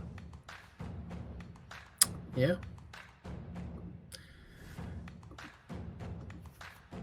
Two sniper rifles, rockets, and overshield for play, so plenty of freebies to go around. Yep. Other than that, I don't believe we have any updates on the other games. Quick look at the bracket. We have two quarterfinals taking place. This is the semi-final, but we have two quarterfinals taking place.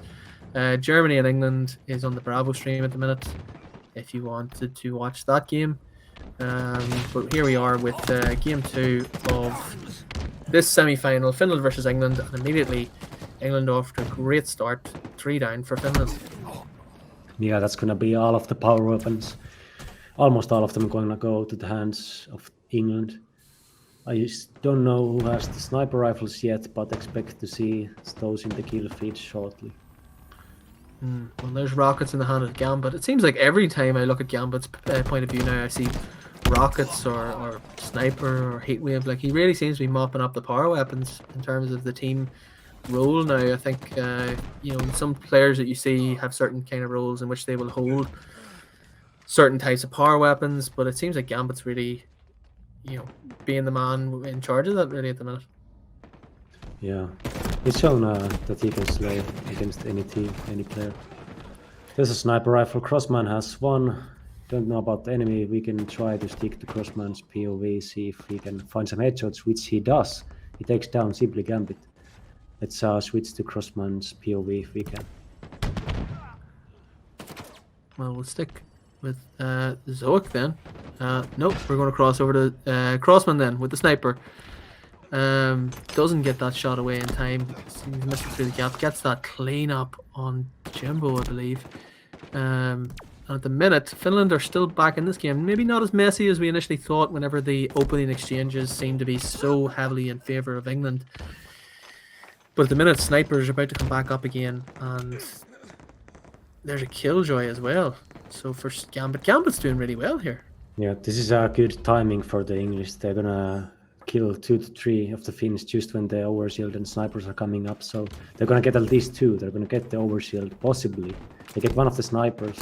Overshield is in contention, but it's actually Marvis who might be getting this overshield.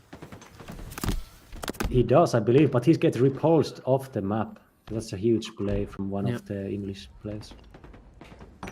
Still, if you're Finland, you have to take a bit of positive out of this. They're still not like miles beaten here at the minute, but the point where the crucial mid game comes in, nice perfect there on Crossman. Such a big player for Finland and has to really step up here if they're going to have any chance of moving through to a Nations Cup final and pulling off maybe perhaps the ultimate upset of the competition so far.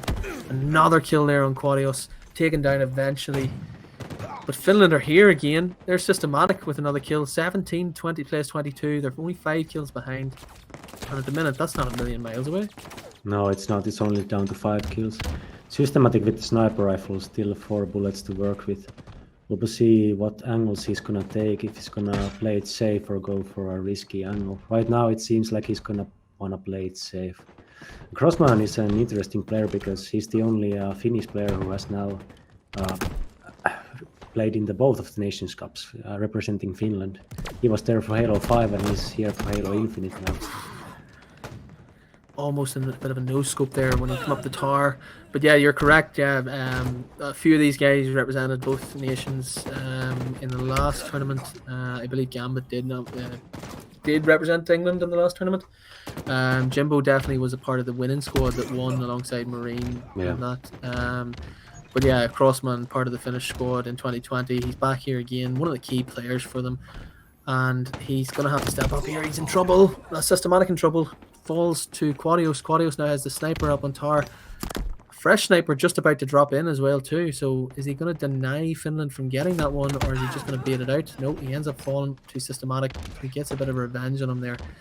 Double kill for Snaky on the kill feed. England are not still in this game. Like, you know, they're nice teamwork. It's not going away from England. They're not really under pressure at the minute. Nothing under threat. Even though, you know, Finland are showing some signs of life, especially whenever they have their hands on the power weapons. They're not afraid of England, but they still are 7 kills behind them. Yeah, and Jimbo has the sniper rifle, so this could be scary. This is the turning point. The Finns can't allow England to extend this lead any more than it is. It's already going to be difficult to come back from, and they go 2 down already.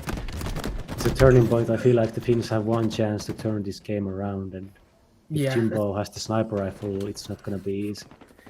As good as Finland. Oh, there we go. That's exactly why you mentioned, you know, why this is such a turning point. Whenever you have the hands of Jimbo, when he gets his hands on that sniper, then it's so effective and so damaging for Finland's momentum if they were ever going to come back into this game. And going from 5 kills behind, all of a sudden they're like well into the 13, 20, you know, or 13 or 15 kills behind all of a sudden. England on the march to a 2-0 win, you know, moving ever so closer to a Nations Cup final once again. But Finland, like we talked about, like that midpoint game. If you're going to be playing a team like England here, you got to be on the ball at all times. This sort of turning point that you talked about has seemed to have disrupted them just enough now for England to close out this game too. Yeah, there wasn't much they could have done. I mean, they got spawn trapped. Jimbo was basically spawn killing them with the sniper rifle. Systematic is waiting for the rockets, but it feels like even if he wins this battle and gets them, it's a little bit too little too late kind of situation. Yeah. Quick update while for our viewers who are maybe watching this stream and not watching the Bravo stream. England and Germany are currently playing. It's one of the games that we sort of had seen earlier on. It's Recharge King of the Hill, and at the minute England are 3-0 up.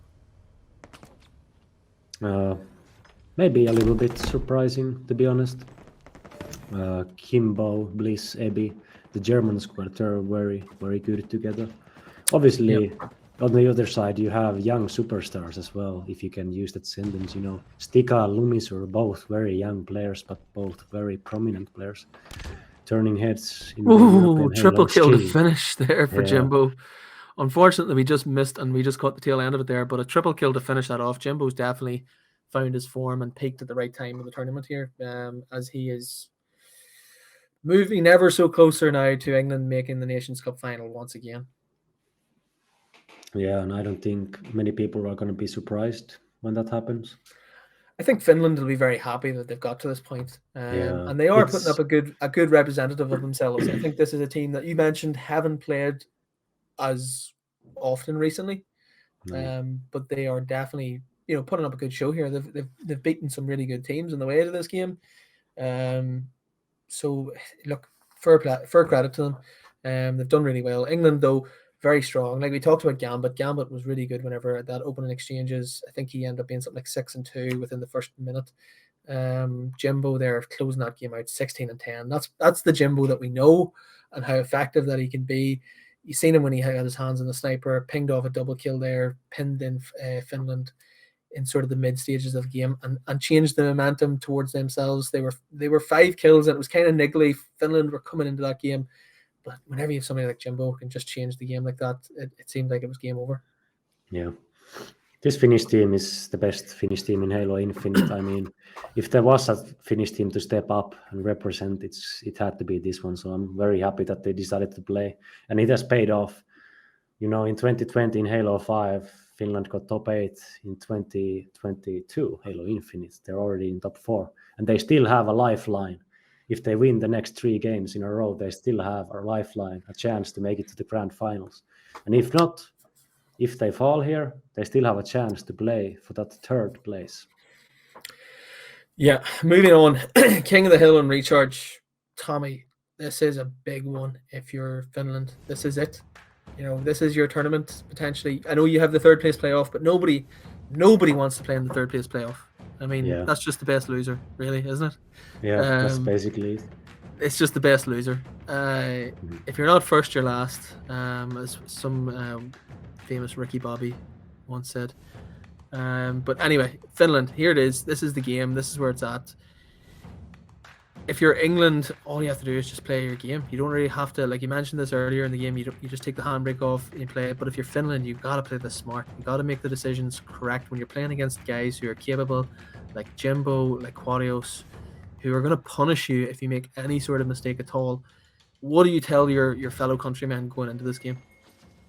Honestly, you have nothing to lose at this point. Just play your heart out, play your own game, just see what you can do. Take it like one life at a time. Don't get ahead of yourself. That's all you can do. Yeah.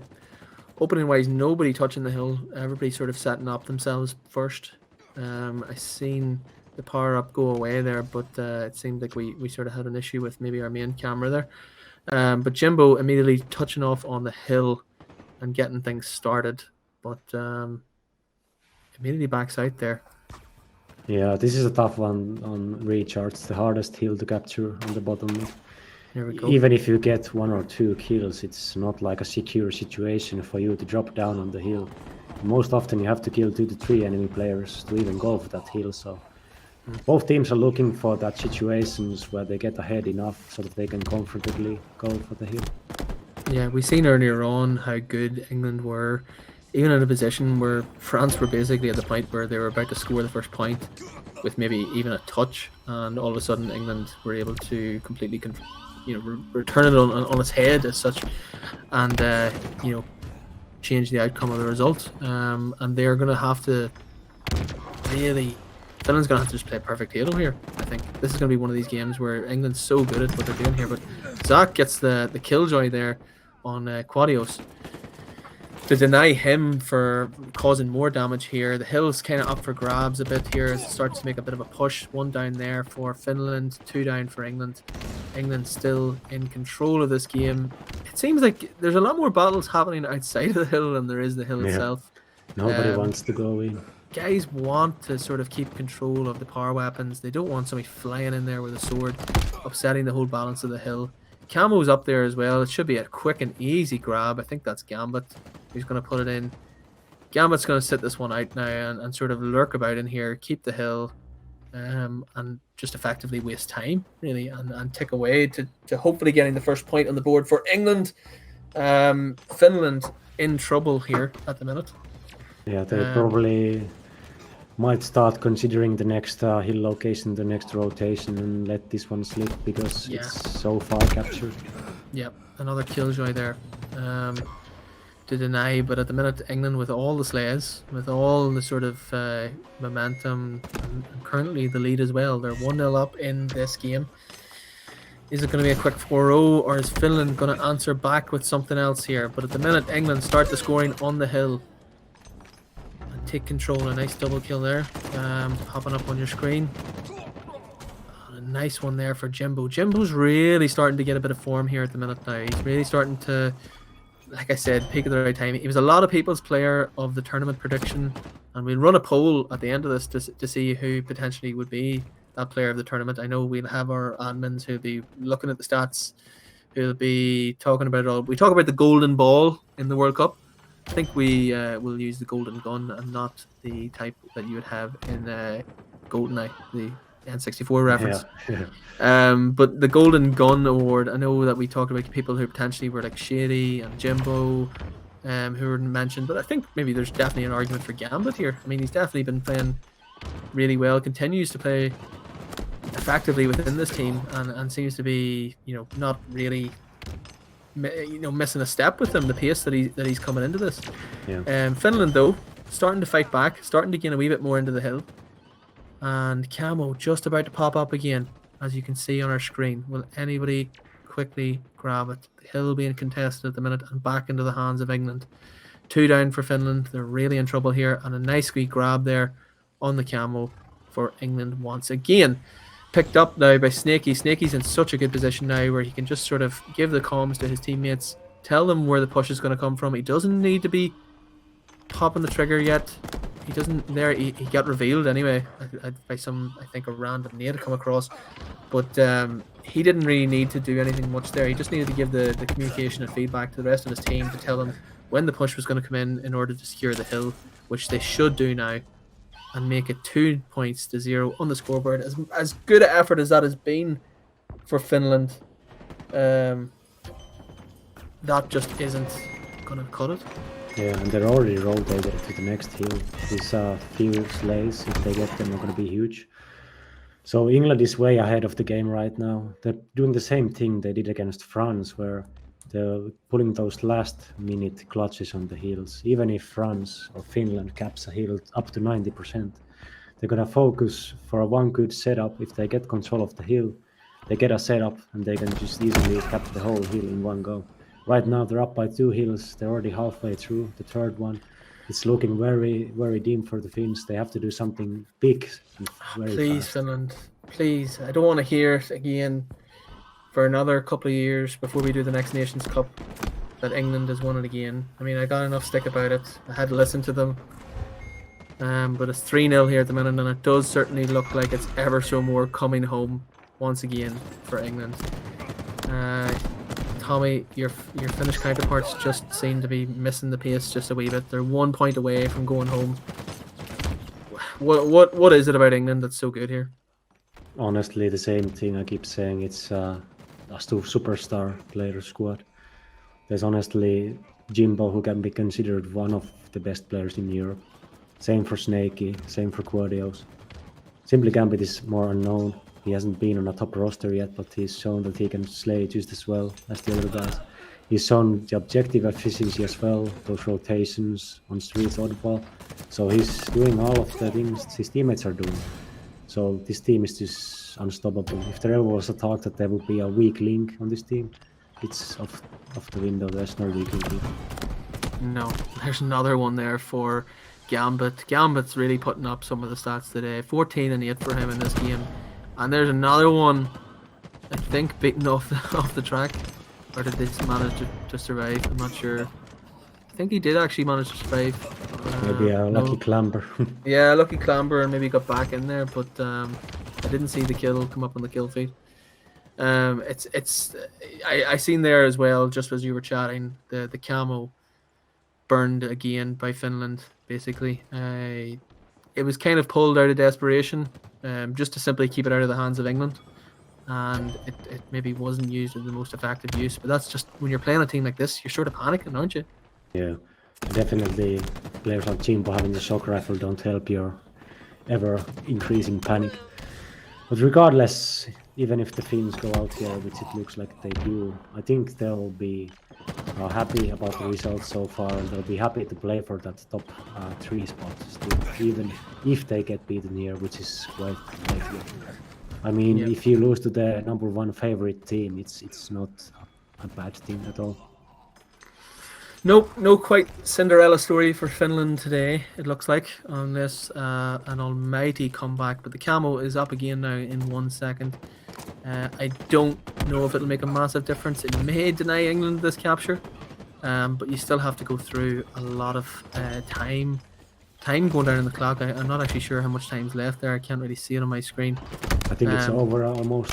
The Finns went down. English have the control. It's over. Yeah. So I think that's GG. Well done to Finland. A top 4 finish has been excellent, and definitely wasn't predicted by anybody coming into this tournament. But unfortunately, England have done it again. They go through to the Nations Cup final once again. They'll play one of France 4, Ireland 1, Germany 2, or England 6. So we could see an all English final, depending on how things go. But the minute, it's definitely going to be England 3, as predicted before the tournament. They've won this here 4-0 in King of the Hill on recharge. Tommy, you look there at the post-match breakdown. You look at the English squads. The likes of Jimbo there, 17-9. Yeah, it was a tough game for Marvis especially, but it doesn't always, like the whole match doesn't translate to stats alone. The whole Finnish squad were outslayed by everybody on the English squad, so there wasn't much that they could do. They were out teamworked, they were outslayed, they were out objective played as well. So all around, the English squad just too good right now. Yeah, It will be interesting if we get to see Jimbo versus Kimbo in the grand finals, which is still a possibility. Yeah, they will advance now to the finals of the Nations Cup. Quick update on the England 6 Germany squad game. England 6 currently 2-0 up in game 3, or well, they're in game 3 now into Capture the Flag on Ethereum, but they are 2-0 up in the series over Germany. A bit of a shock. I think Germany as well was a lot of people had sort of predicted to go far in this competition. England 6 with Flux and Sticka and Hollers, to name a few, are really been playing their hearts out here. They're currently 2-0 up on the Bravo stream. We might have that on the intermission while we're waiting on a break, basically, for essentially the semi-finals to finish. So we might not be back for a while, but we'll have the intermission. We'll have the Bravo stream on in the meantime. But yes, congrats to England going through to another Nations Cup final. Well done to Finland. They've been excellent this tournament. I think nobody expected them to finish top 4, so brilliant for them. We look at some of the other teams that have played in here. You'd think well done to the likes of Sweden. Sweden getting out of the groups on their side of things. Italians. I expected to see maybe 2 Italian squads get out. Unfortunately, due to a tiebreaker, we only seen one. An insane tiebreaker that was earlier in the day. So congrats to Italy. We like to see more teams compete in this competition, and I think in terms of combinations, we've maybe seen about 7 different nations qualify out of the bracket or out of the group stage into the. I actually think it's I was counting. I think it's 9 different nations. 9. So 9. That's actually really good. Yeah, it's really positive in terms of showing the spread of European Halo and that. But anyway, we're going to jump to a break. When we come back, we will have eventually, I suspect, because of the likes of games that went to game 5s, etc., in the earlier round of 16s. Thanks, Batchford. You give us a bit of an epic there. We did catch the end of your stream. We will actually have the Nations Cup final after that. And like I said, type in Krogan into the chat. In the meantime, when we come back, we will roll that, and one of you lucky winners will get a Game Pass subscription just in time for Christmas. So with that, we'll see you after the break. See you in a bit. B balcony, players pushing P Street will have. Hi guys, so it's official. Halo is coming home. England have reached the final in both sets of the bracket. England 6 have beaten Ireland 1, and then earlier on our stream, what we seen was, of course, Finland getting beaten by England 3. So it's official. Halo is coming home, in fact, to my dismay and my Irish fellas. Despite the predictions that I made in the build-up to that semi-final, I thought Ireland was going to do it. And early on in watching it on the Bravo stream, I thought maybe they might have enough. But Tommy, it wasn't to be. Just like your own countryman from Finland, it wasn't to be. Yeah, the English team's just too strong this time around. Some good fights, obviously, from some teams against them, but they both won their semi-final matches 3-0. So, they were just a level above everybody else. Will be an interesting final, regardless. You have 3 veterans on the other side with Jimbo, So Snaky, and Quadios. And the other side, you have Flux as well, who's a veteran, and Hollers you could consider.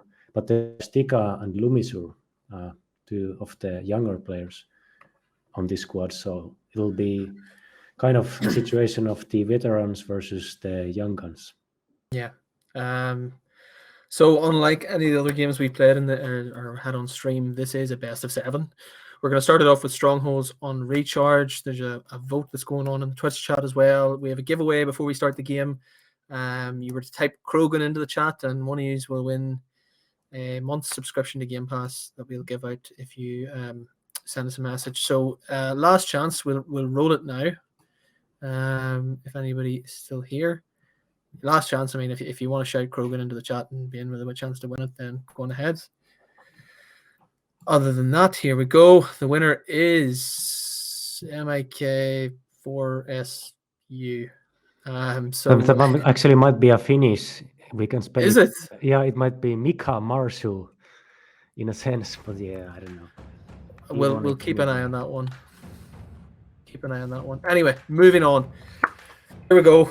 Grand Finals. It's the Nations Cup Final 2022. It's an all-England affair. It's England 3, led by Jimbo, against England 6, led by the likes of Hollers and Flux. And as well, in the Twitch chat, we'd like to hear who is your player of the tournament. I know some of you have been watching both the main and the Bravo stream, but we would like to hear from you. Who is your nomination for player of the tournament? At the end of this, we will hold a massive Twitter poll over the next 24 hours, and we will name our player of the tournament. Tommy, you've seen both teams, whether it's through the Bravo or whether it's through me and you observing today. Who is your best guess on? England 3 remains. I don't think it's going to be a 4-0. I think it's going to be more the likes of 4-1.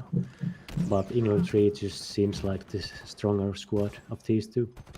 Seems we're off to a chaotic start. 3 down for the side of England 6, and immediately now Jimbo pounces on B, as well as that shock rifle, trying to capture a head while he's at it. A good start if you're in England 3. They're currently 2 strongholds to the good, and they're starting to score. I would say as well, holding that there for Jimbo, he'll be happy enough now to sort of ping people off from a distance as he sort of lays down the damage and Hollers at the far side on C. They aren't able to stop the triple cap, and England 3 are on the move again on the scoreboard. What do you say out there, Tommy? I see a good start. Obviously, it's still early stages. Only 1 minute has passed. 30 points. It's not too much. If they do, however, get a triple cap, then it's gonna get out of hand fast. So far, England 6 seems to be rotating, getting one of the hills, maybe getting the control here for the first time in this game.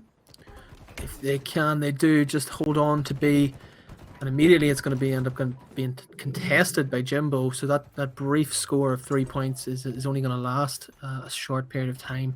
Immediately now, attention turns to A for Jimbo as he's going to try and deny any push that comes across from England 6.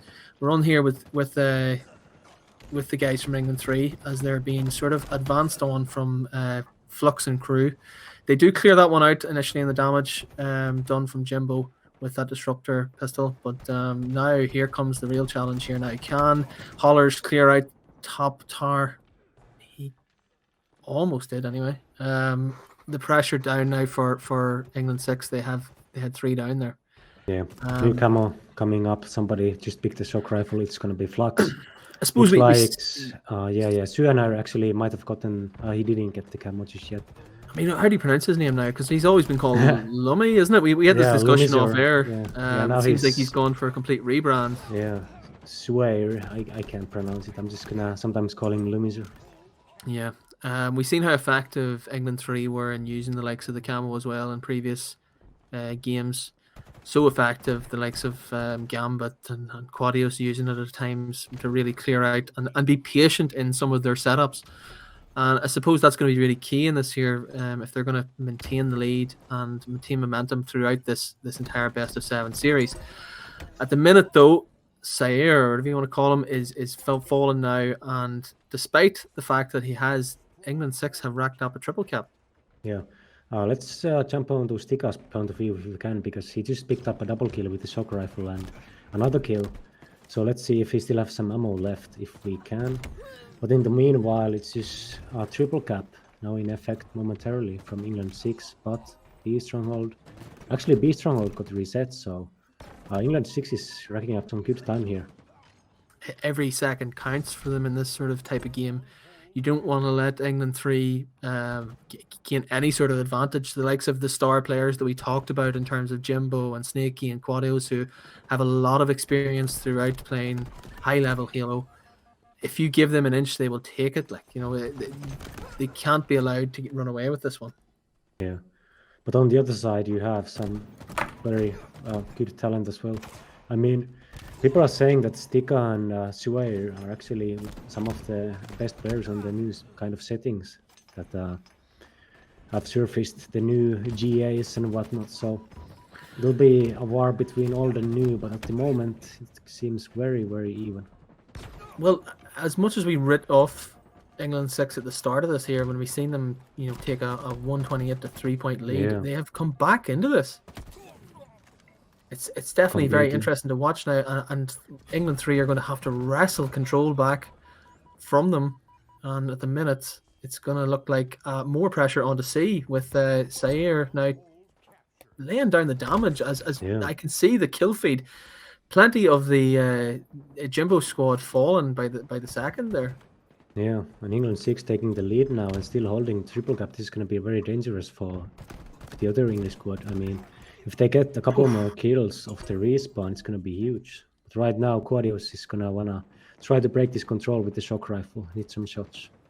It seems like as well they've nearly 150 points unanswered at times here. Yeah, Quadio's looking across, tries to see Flux there through the window. He ends up getting hit with a nade, though. A very good one from him. This battle now for A, it's 2v2. Stika comes flying in. The nade that was laid down on the ground did all the damage really there to end his ambitions of taking A. Cross hit shot from Hollers, missed off target. As well here, you have to remind everyone who's watching, there's no safety net of a reset. This is it. It's best of 7. It's as if it's like the World Cup final tomorrow night between Argentina and France. This is it. You only have one chance at this one. It's a best of 7 finish, and immediately England 6 have put themselves in a good position for map 1. yeah, Holler's actually getting a lot of kills. He's leading the kill statistics right now. Using the shock rifle to his advantage, I believe he took it from Quadios. Good play from him. So next camouflage coming up. Will be interesting to see who is gonna set up for that better. Right now there's some England 3 players maybe down there. Let's try to switch the POV if we can find the possible camo player. It's interesting as well. Yeah, we have it. Jimbo has the camo. That's dangerous. Yeah, there we go. Nice bit of play though from Jimbo though to effectively knock somebody off there that he had encountered on the ledge and immediately start now to take B and stop the bleeding that has been happening now. In the previous 170 odd points that England 6 have got, only 20 or 30 of them have come to England 3, so they really needed to get some momentum shift, and in doing so they have got a triple cap now. Yeah, there's a lot of triple caps in this game. Maybe in the earlier series we were watching casting, like we saw teams maybe played safe and just short out to a double cap and just rotate, keep the enemies on respawn. But both of these teams are more than happy to go for a triple cap and just trust their individual skill, trust their teamwork. Right now it's paying off for England 3. I mean, they're closing the gap. It's only 25 points to win, and Jimbo still has a power weapon in his pocket. Yeah, that makes all the difference. We've seen how much damage that man Jimbo does with power weapons in previous series we've watched today, and he is definitely the man to watch.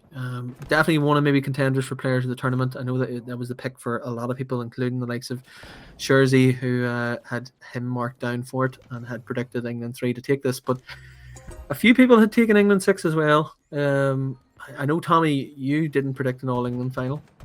No, I only had England 3, and then I had a German team, the German second team. But this game is still relatively open. I mean, there's not much room for error for England 6, but right now they're still scoring, and the camouflage is coming up. So this is going to be so key, this one. Yeah, if they can still get a couple more slays and get this camo, they can still win this game. This camo is going to be so important now, because as much as England 6 are in control, you know, if England 3 grab anything of a sort of momentum here, they can close out the game. It's dangerous, and they have got that now. It's over. It's over, no matter what the camo. It looks like map 1 goes to England 3 as sort of the pre-tournament favourites have established a 1-0 lead early on in this game. excellent bit of play, despite the panic midway through that game, in which England 6 really did start to put a bit of pressure on these guys. They had that cool heads to sort of finish it out in the mid game, and even later on, even whenever the guys Flux and all were really pushing and knocking at the door, they had the answers for them, and they start this game 1-0 ahead. Yeah, close maps though. Like, this is going to be a good series if rest of the games are going to go in a similar fashion. Right now, the stats, Keolan, tell me about one particular performance there that you see. Oh, am I supposed to call somebody out here? No, just look at Hollers was actually putting in work. Honestly, Hollers, because I mean, yeah. he was in the we mentioned in before this game, we put a tweet out to say who is your player of the tournament, and he immediately replied saying easy peasy, me. Yes. So he's definitely laid down a marker for that. But yeah, look, he's effectively controlled a lot of the game there, and contributed to a lot of kills. But as we know, it's not about kills in that one. Yeah. Moving on, anyway, to map 2. I believe we have Slayer on Aquarius. So this is the sort of game type. I'm not even sure who this will suit, because you'll have players like Hollers who are big hitters for Slayers, but you'll have people like Gambit who's been really impressive actually today with these game types and laying down the kills. Yeah, honestly, either team could take this.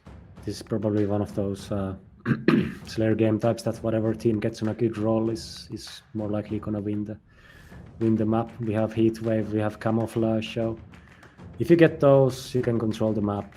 You're pretty much secured to take a lead. If you can repeat that, you're gonna eventually win the map. Also, the sizzle sticks in play, more commonly used in CTF games to an effect, but also available in Slayer and useful in Slayer as well. Yeah. Anyway, so 1-0. Get your predictions, not even predictions, your nominations for who's player of the tournament. I know we have our admin from DreamHack Halo in here who had given Gambit all the abuse. I see he's in the chat, so everybody can sort of hold him accountable now. He says, George is handsome and talented, and I only give him a hard time because I'm jealous.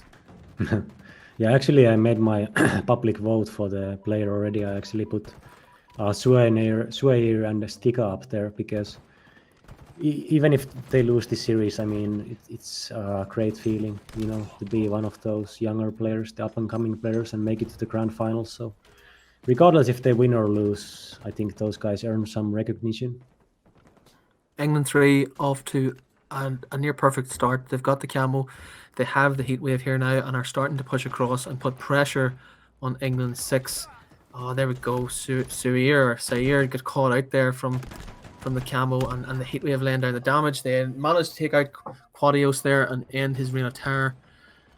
It's an interesting encounter now, the first sort of ones there. I thought actually it was going to go maybe run away from England 6 there for a minute, because I thought everything was running the way of England 3, but they've managed to claw this one back a bit to 7-4 in the opening exchanges after the first minute.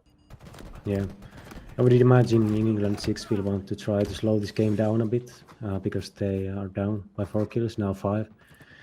Wanna wait for those respawns, maybe make a plan what they wanna do. Nice double kill. Oh, if they wanna go for a heat wave or wait for the camo, but those kind of kills help you a lot. If some of you can just pull out clutch double kill, it just opens up the whole map. Well, that was an impressive play from Sair there. Just to sort of, I actually wasn't even sure how he wasn't put under pressure there. The guys from England 3 decided not to be aggressive and push him there, and he managed to get the double kill, and then later in the assist on Quadios, I think it was. But at the minute, they've taken the lead. They're 12-11 up, and they're definitely in this game. Maybe people who are predicting England 3 would walk this 4-0. I was maybe one of those people. All of a sudden, this looks like a tighter affair than we've seen even the England 3 lads on the previous streams, like against France and even against Finland. Yeah, this was the map that I predicted that if England 6 is gonna win, it's gonna be this for sure. But the camo is still up for play. Looks like So Snake is trying to fight for it, but Flux wins that one. If Flux can stay alive here, he should get the camo for free. Let's stick on Flux's POV if we can. He's probably gonna secure that camo. He's still No, sitting there. he has it. He has it. Yes. Yeah, he has it. He's already burned it. Yeah, Gets they're the gonna assist down. extend. They're gonna extend this lead now. I mean, they're up by 6, and they have the camouflage still in play. Yeah, an important grab, even just to deny England 3 from getting it, because the way they were in front, you kind of don't want to give any advantage to Jimbo and the gang, and they want to keep the foot on the gas here and keep the pressure going. They're currently 6 kills ahead. Everything's going kind of well here after losing that first game 1, and at the minute, I know it's coming home and all, but England looks strong either way. But England 6 in particular, momentum seems to be going with them. Yeah, honestly, hate to pick on the guy, but Stika's having a bit of a rough game. So if he picks it up, I mean, England 6 is gonna win this Slayer easily, by the looks of the teamwork right now. And just as you say that, like, I mean, I'm hoping that he'll change it around. But the minute he's sitting 4 and 7, obviously, if you were to pick a weak link, it'd be him. But look at Zaire, 14 and 6. Yeah, that's insane. 14 and 6, nearly just under 50% of the kills have been done by him for England 6. A really impressive performance in this game 2 matchup against England 3. And yeah, he's done a whole rebranding here, but he's definitely still the same young talent that we know. Yeah, Swire actually impressing me a lot right now. I mean, he was really extremely talented at Halo 5, individually talented, and obviously the same goes for Infinite, but he's never been on a top team in Infinite yet. I haven't seen like his true potential, but now that he seems to have like experienced teammates of Hollers and Flux, he seems to be coming to his own rights. He's playing above these veterans and the enemy teams. Oh, Jimbo! Jimbo! Jimbo picked up the camo there as well too.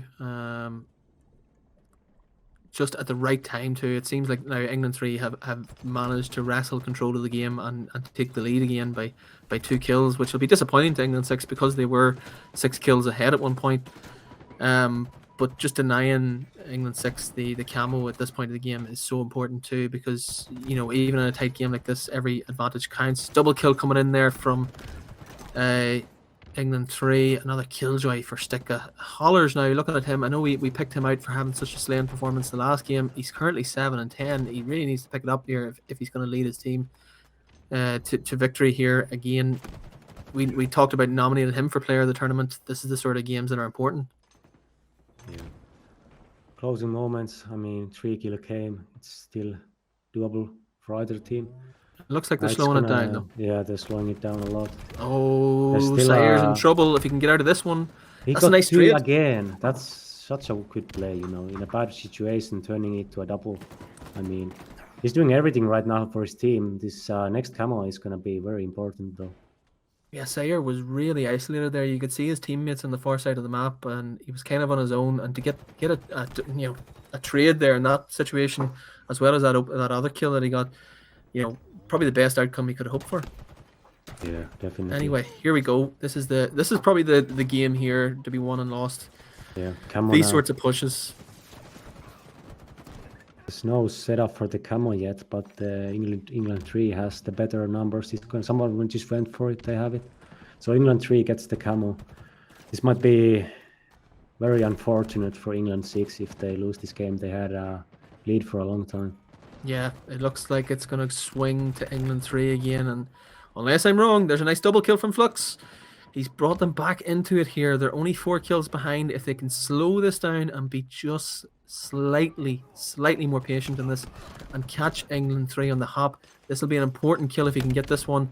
No, he doesn't. And in the end, it's England 3 that walk away with a 2-0 lead now in the grand final of the Nations Cup. And a little hope is that they had there at the end. It seemed to be snatched away just at the end. But credit to England 6 for some part of that game. Like players like Sayer was fantastic.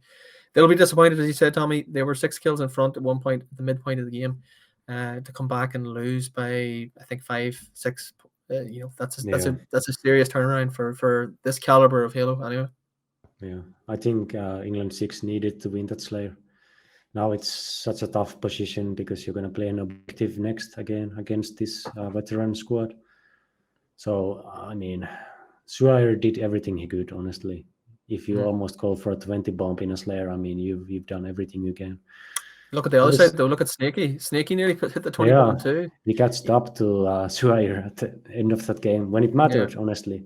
Snaky, he just waited for the right moment to start clutching up. Now we're gonna go to Oddball on Lifefire next, so this is where it gets really interesting. I mean, if England 6 loses this map, the series is pretty much over. If they win this, there's like still a chance, in my opinion. They're not going to lose all of their mental. So they really need to win this one. Yeah. Again, let us know your predictions in the chat as to who you think is going to be our player of the tournament. If you can send them in, we will do a Twitch poll or Twitter poll tomorrow, and we'll over the next 24 hours anyway, we'll do our Twitter poll, and we will crown our golden gun winner, or no, not golden boot, whatever. Something like that. We're all in the theme of the World Cup today, especially with the final going on tomorrow. I believe Finland won the third place playoff by default. So we'll have to check on what happened there. But yeah, I'll have to check on what happened there. I believe I was told from one of our admins that Finland have taken the third place by default. So I'm sure your guys will be drinking well tonight, Tommy. Yeah, if they weren't already, because I know that at least 3 of them started drinking before the supposed third place match. So maybe it's good they didn't have to play it. Yeah, here we go. Oddball and Lifefire is map 3, England 3 versus England 6. And again, I actually don't know. This could be a tight one to call. Both teams quite strong in the objective. I've watched England 6 in the Oddball. I think they played against Ireland, and they were very strong looking. But at the minute, the opening exchanges have only seen 2 players go down for England 3. So England 6 off to a good start. They have the sniper there too, in the hands of Sticka. And they also have Hollers, who is the Heatwave, and have a good position now to get the power up also. Yeah, but let's keep on Sticka's POV if we can. We want to see how he lines up for that overshield. If England 3 is going to get an angle. See, actually, Sticka goes down. It doesn't matter. Quadios is going to get the sniper rifle. Hollers, though, he's still staying alive. He got a couple of kills and he stayed alive, so that's huge. Yeah, Gambit has it. Gambit has that overshield and the sniper now too. But Quadios just absolutely evading all of the shots of the Heatwave that bounced even off the wall and this, that. And that was probably a missed opportunity for England 6 to capitalize on. And maybe in the end, that could be one of the things that decides this game. But anyway, we're sticking it on with Gambit's point of view here. He has the sniper. He had the overshield. It's all gone. And now he's in a position he needs to start laying down damage. Zaire turns around. He didn't finish that kill off, and instead England 6 were able to capitalize that. Ball goes off the map and is going to be reset. Both teams will be fighting it again on bottom mid. But Tommy, what do you think here? It's a good start for England 3. They're 28-0 up. Yeah, it'll be interesting to see because the sniper rifle hasn't been utilized yet in an effective way anyway. It'll be interesting to see if England 6 can turn the game around with a power weapon, or if it's the other case that if England 3 gets the power weapons, they're gonna just roll and just take this round right away. Well, it's coming home.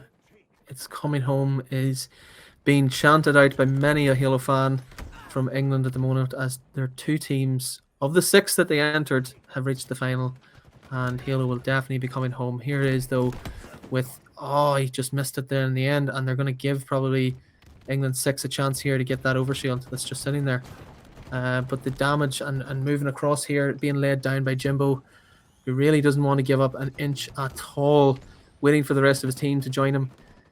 He will get that overshield though that was dropped and be able to pop it in his chest and now start to be able to apply pressure. But in the meantime, the ball goes off the map. It's going to be reset again. Jimbo is going to be in a good position to pick it up and start to move it across to where his team is. Throws it out there and managed to evade the danger that was being laid down by England 6. A good push there by Jimbo, and he's in a good position to do a bit of damage here on England 6. Yeah, that was still a good 22 seconds of time from England 6. I mean, it seemed like they sent 3 guys to contest the overshield and one of them just held the ball. So yeah, they lose the overshield to England 3, which got them some more seconds, but they're still in the game, still in the round. It's still up in the air. For now, Yeah, though, Jimbo and the boys, they got 2 kills. Jimbo has the ball. Let's see how this turns out. Yeah, it's it seems to be sort of turning in the direction of England 3, but they are two down on both sides. Holding the ball now, and Garge is immediately coming in there, Flux with the pressure. Oof, a bit of a trade from Jimbo, and sets up England 6 now to do a bit of ball time. Yeah, still the managed heat to wave travel in out. play. Heat wave and sniper rifle in play. So this could be a turning point for England 6, especially if they get the overshield. Sticker needs to do a bit of damage with this. He has 4 Yeah. bullets in the chamber. He needs every one of them to count, really, if they're going to have any chance of coming back into this round. But at the same time, we know that this is a best of 3 rounds in oddball. Here we go. Jimbo going to pop the overshield again for the second time in a row, and it shows as well. England 3 have good map control. They're able to sort of, that's the second time now that they've been able to get that overshield, and the same person as well too. So Jimbo has it well sort of managed with the power-ups, and that's a nice bit of a double kill there from Jimbo. Just as we say that, he gets that heat wave. He has still health left in the overshield, lays down the damage in top mid, gets Zaire as well. Jimbo really looking to win back-to-back Nations Cup titles here today. Yeah, they're gonna take this first round for sure. I'm not sure if I saw some almost ego challenging from the side of England 6 there. I mean, they're gonna have to calm down a bit, maybe talk over a couple of things, which they unfortunately have no time for, since the second round is gonna begin right away. But it feels like there's something off with England 6. They played the games to a much closer score in the previous 2 maps, so they seem to be a bit flustered right now. I don't know what's going on. I suppose when you're playing this level of players in the likes of Jimbo and Quarios and Snakey and Gambit even, like, you will inevitably at some point in the game panic, because you are playing guys who will always try to put you on the back foot, be more aggressive and control the power weapons and the power-ups, and it's kind of looking for answers, Tommy. You saying like there's no real time to find these answers. You're in the final of the Nations Cup. It's pride on the line, really, and at the minute England 3 are going to take all the pride today. Yeah, still a small improvement. Jimbo didn't get the camo again, so you have to take your wins where you can. So let's see if England 6 can turn this power up to some scoring, but it seems like they can't. England 3 is just hunting down the last players. That's the one of trying to run away. Doesn't get to anywhere. They have ball control. Let's see if they take to this to tower and hold this setup for a good 20 seconds. Yeah. It wasn't a bad start for them anyway, England 6. They did manage to get the first 3 points on the board, but at the minute, England 3 are in control of the ball, and time is ticking away. Oh, Quarios lining up the shot there on Zaire. He just sort of held back on the trigger ever so slightly. But at the minute, England 6 still ticking away with the ball. They're in a good position to dump the ball if they need to and get it reset if they feel under pressure. But at the meantime, they didn't actually. I thought they were going to reset it, but they didn't. And now England 6 have a chance to do that. But I think the ball inevitably will get thrown off here quite soon. So Snakey is in his own right now with the kill category. I mean, he's practically taking the reins over. Nobody's even close to his kills on the enemy team. Yeah, Snakey has been impressive this round. He was impressive the last round. The ball didn't get reset again. And Zaire still able to rack up some points now for England 6 as they edge closer to the 23 points that England 3 have at the minute. Yeah, pressure coming out now. Yeah, second was for England 6, so things are looking a lot better. Even though they're behind on the score, it's gonna switch to a tight game any second now. Well, we'd hope to see this go to a round 3. And keep the games tight, as tight as they've been throughout rounds 1 and 2. We've seen a lot of back and forth, but it seemed like experience of the likes of Jimbo has been key. Even Snakey, who's been so good here, 17-9. He put up nearly 20 bomb in the last game. He's putting up 17 kills here now at the minute. Miles ahead, as you said, Tommy, than anybody else in his team or even on the opposition. And yeah, even there's a after killing spree for Zaire. Yeah. Again, he seems to be the guy who's challenging that on the England 6 squad. Yeah, he's honestly just a power up weapon, power up guy. Just go at their face, be a nuisance. He's the kind of player who can turn a bad situation into a double kill, honestly. On the other side, you have So Snaky probably doing the same thing. Yep. Full sniper rifle, basically, for Flux now. Let's see what he can do. Needs to do something with it, as they do take the lead now, and they're trying to push this into a round 3, but the likes of Flux here needs to capitalize the power weapon and be, efficient. I talked about it earlier in the stream. We need to be more efficient with power weapons and power-ups and do damage with these haulers under pressure now. Will drop that ball, and it's going to be reset. No, he's going to hold on to it just for that extra couple of seconds, but he is going to reset it. Jimbo now trying to put him under pressure. A nice perfect kill from Sayer again. Definitely has to be in the running, like you said, Tommy, for player of the tournament. Yeah. This is actually looking a lot better now for England 6. Maybe they're finding a key to their success. Maybe it's just as simple as shutting Snaky down or something like that. But Swear is putting the work in again, I mean. But Stika is the one holding the ball and the OS. Let's see, he drops the ball and he's going to go for those slays. Teammate Flux picks up the ball. If Stika can get a kill or two here, they can actually be close to winning this round now, England 6. Yeah, it's important. And he does. Here. He finds one. He's going to go for the second one. That player's going to die. The ball is maybe played though? No, not. Yeah, it's been reset. Yeah. I think when he pushed out there to get the kills, there wasn't anybody to sort of fill in that vacuum behind him, and eventually the ball just got reset. But it maybe was it's kind of a neutral play. It really didn't benefit either team, I think. Yeah, now they have to play it, and they do, which is smart. They have a sizable lead now. I mean, even the game clock is saying 2 minutes, but there's still plenty of time for England 3 to make a comeback. I suppose you don't really need to panic at this point. No, you don't, we've seen games higher levels than this year where teams were down to 10 seconds and managed to hold the ball the entire time and win the game. From such a sort of reverse sweep sort of situation. But like at this point, like England 6 that's just massive. need to. Yeah, it is massive, big double kill. England 6 just need to hold on to the lead here. Yeah, just for he was the last one alive on his team, and he gets that double kill. That's just so massive. He opens up this map for his teammates who are respawning to just be able to move around more freely. Move towards the ball faster. That was a massive play from Quarios. Yeah, it's England 3 trying to close this out on map 3 of this best of 7 series. Four maps will take you to a Nations Cup title and winners of the biannual Halo tournament.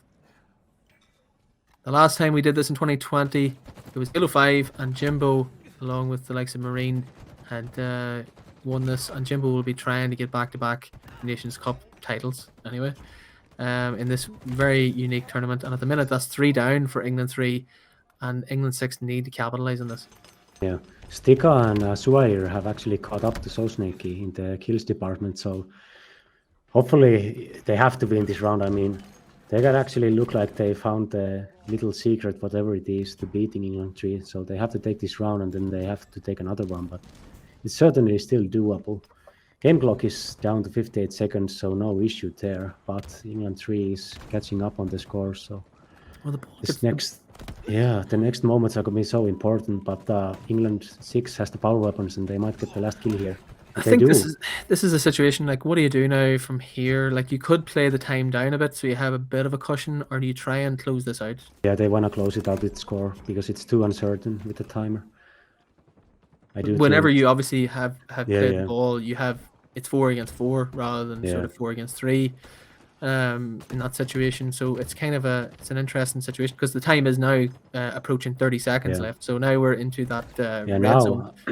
Now I think they definitely want to run the clock down. At 1 minute it's different, but down 30 seconds, they might take a few points and then they'll drop the ball once they get some slays. Now they got 3 down. Actually, 3 down, so they need to drop it. They'll just hold the ball now. They've got this now. I think there might have been a teammate on the spawn there, just briefly, but they should be able to get this now and take it to around 3. Yeah, look at Suair, 23 and 12 right now in this oddball game. He has the most objective time on his team as well. He's doing everything right now. Definitely a man in the running for player of the tournament. Excellent performance so far. Here we go. Round 3. Tommy, who's it going to be? I have to see England 6 win this now that they're making a comeback like this. I have to see them wins. They have to win. I can see the chat now. The chat saying, "Come on, England," but which one? Come on, England, step it up. At the Shuair minute, is with 2 KD and 70 seconds of oddball time. That's actually insane when you play against the likes of Jimbo, So Snaky, Guardios, even Gambit. He's putting on a master performance right now. yep, doing everything he can to try and deny England 3 the title here and to take it back to 2-1 in the series. They've got off to a great start though. They had the power up. They have the position here now to do a bit of damage because the rest of his team is starting to fold in around him, and they have that sniper as well. They have all of the threats right now. Yeah. Heatwave, sniper rifle, but Flux needs to hit some shots because the push is gonna come soon. Here comes the heat wave for Zaire. This is a really good position. They just need to rack up a lot of time here. I don't think England 3 are in a position to really push them just yet. Yeah, that was like an individual push right there. That's uncharacteristic of England 3. I mean, look at this. nice nice play from Zaire. Very clever to get that in the middle and sort of work off his teammates' communication, I'm sure. I'm maybe seeing some frustration on England 3. I mean, you wouldn't think that their players would be making individual pushes like that. They seem to be a bit thrown off by that second round, and now they're losing round 3 in a quick pace. Yeah, you'll say that, but they'll still probably come back. Yeah, they can definitely. 43, but 44. If Shuair keeps playing like that, there's no chance for England 3, honestly. Yeah, he is doing everything he can now to get this win. He's going to reset it though as well, and probably at the right time. He was surrounded by 3 of the England 3 players, and they're in such a good position. They look really strong at the minute. Yeah, if we can after respawn, let's try to get some Shuair POV. I wanna see how he's moving right now. How is he getting all of these kills and staying alive? So England 3 is rotating the ball, but they need some slaves in order to get a setup, which Jimbo gets a kill, yes. But they need a second one. Okay, so Sneggy gets it now. Gambit can go for the ball and get the setup.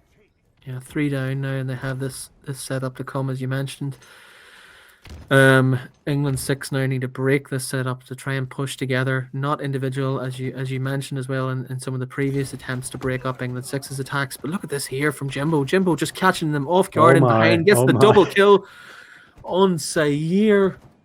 Noob combo, Jimbo. That's a nice combination. That's a big play too, because that'll buy them another 20 seconds or so on the ball and get them closer back into this round. Really big play from Jimbo there. Just caught them off guard, I think. Really caught them in behind and behind the lines. And at the minute, they are now under pressure. Gambit there, he doesn't get a chance to reset the ball. But what is Zaire going to do? Zaire gets taken down by Gambit, I think it was there. Jimbo sitting looking from outside. This is just chaos at the minute. Double kill coming in from Sticka. Sticka's going to get joined in the battle from, I think it's Gambit. Gambit cleans that one up, dies himself, and it ends up with Quadios taking the ball out. He's not going to try and reset it or anything. He's just going to take it and move it back in the garage. And after all that there, England 3 managed to get the ball back in their hands and keep the scoreboard going in their favour. Yeah, they're slowly clawing back to it. Overshield coming up as well. So Snake and Kimbo find kills, so this should be an England 3 overshield, which could turn into a lead change very soon. Yeah, so England 6's start. Yeah, even more players go down. Just completely getting wiped by England 3 right now. Oh my god. That was very, very nice one there to watch. Oh, and even kills the overshield player. I mean, Shuair again. Just every time we watch him, it's a highlight reel. Yeah, 32 and 19 for him. 70 on the objective as well too. So if England 6 are going to do it today, it's going to be thanks to that man there, Zaire. Yeah, he's really popping off. It's rare to even have that kind of KD, but also have the highest objective amount is a rare treat indeed. Sosneki though still slaying. He's up to 37 kills. He hasn't even got a single second of objective, but right now he's doing all he needs to be doing. Yeah, Snake is just very content to keep slaying. Yeah. Nice one there from Snaky on Sayer. He managed to catch him out there after all. The ball comes back out now outside. England 3 in a position to reset it if they need to, if they feel under pressure. Nate comes bouncing off the wall. Should be able to take. He nearly left it behind him. Quadios does get taken down. Ball back in the hands of England 3. They're in a position to throw it if they need to. But they're confident enough to try and outslay England 6 here. Yeah, England 6 has one push. It's almost over already. They have one push. Jimba gets a kill, it's pretty much over. The whole story we thought was coming up for England 6 to pull the reversal on the rounds. It's all gone now. England 3 is gonna take the but the last second kill. Okay. There's still a sliver of a chance. Stika seems to be on the ball. If they can get the overshield, they can still win it, but it's only 1 second. Jimbo, I think, is going to get away with that overshield, is he? No, actually he died, but the overshield, now Sosnegi got the overshield, so they need to play this ball pretty fast because Sosnegi is going to chase them down. Here we go. It's not over just yet. Tommy thought it was, but it's not. There's some hope left for this England 6 squad. They need to play the ball soon. Quadios with the sniper. Or maybe not. They're getting the kills. 2 kills. He has to play it. He has to play it. 3 kills. That's a huge. Was it a triple kill? 4 down. 4 down for England 3. Actually, that was a high multi-kill from Stika. You maybe need to get a replay of that. That was a real big risky move there, to be honest. Like, I mean, they could have very easily threw the ball off there. I thought they actually were in a position where it could have been risky, but they had nothing to lose here. And all of a sudden, it looks like England 6 might be able to rob this back off England 3. 99 plays 89 at the minute. No. Ball gets dropped down. Simply Gambit playing around with it. Teabagging. I think Horus definitely should have played that ball. Not sure why he took it to bottom mid. Oh, no. Decisions. But Simply Gambit there sort of teasing away as his England 3 team move 1 map closer to a Nations Cup title. But like, I mean, that was so close. So close. I actually did think that they were going to turn around in the end, but unfortunate for them, it wasn't to be this time. So, Tommy, what went wrong? Hard to say. Hard to pinpoint anything specific. I mean, it was back and forth throughout the whole time. Sosneki broke the 40 kill bomb, so he was just slaying it.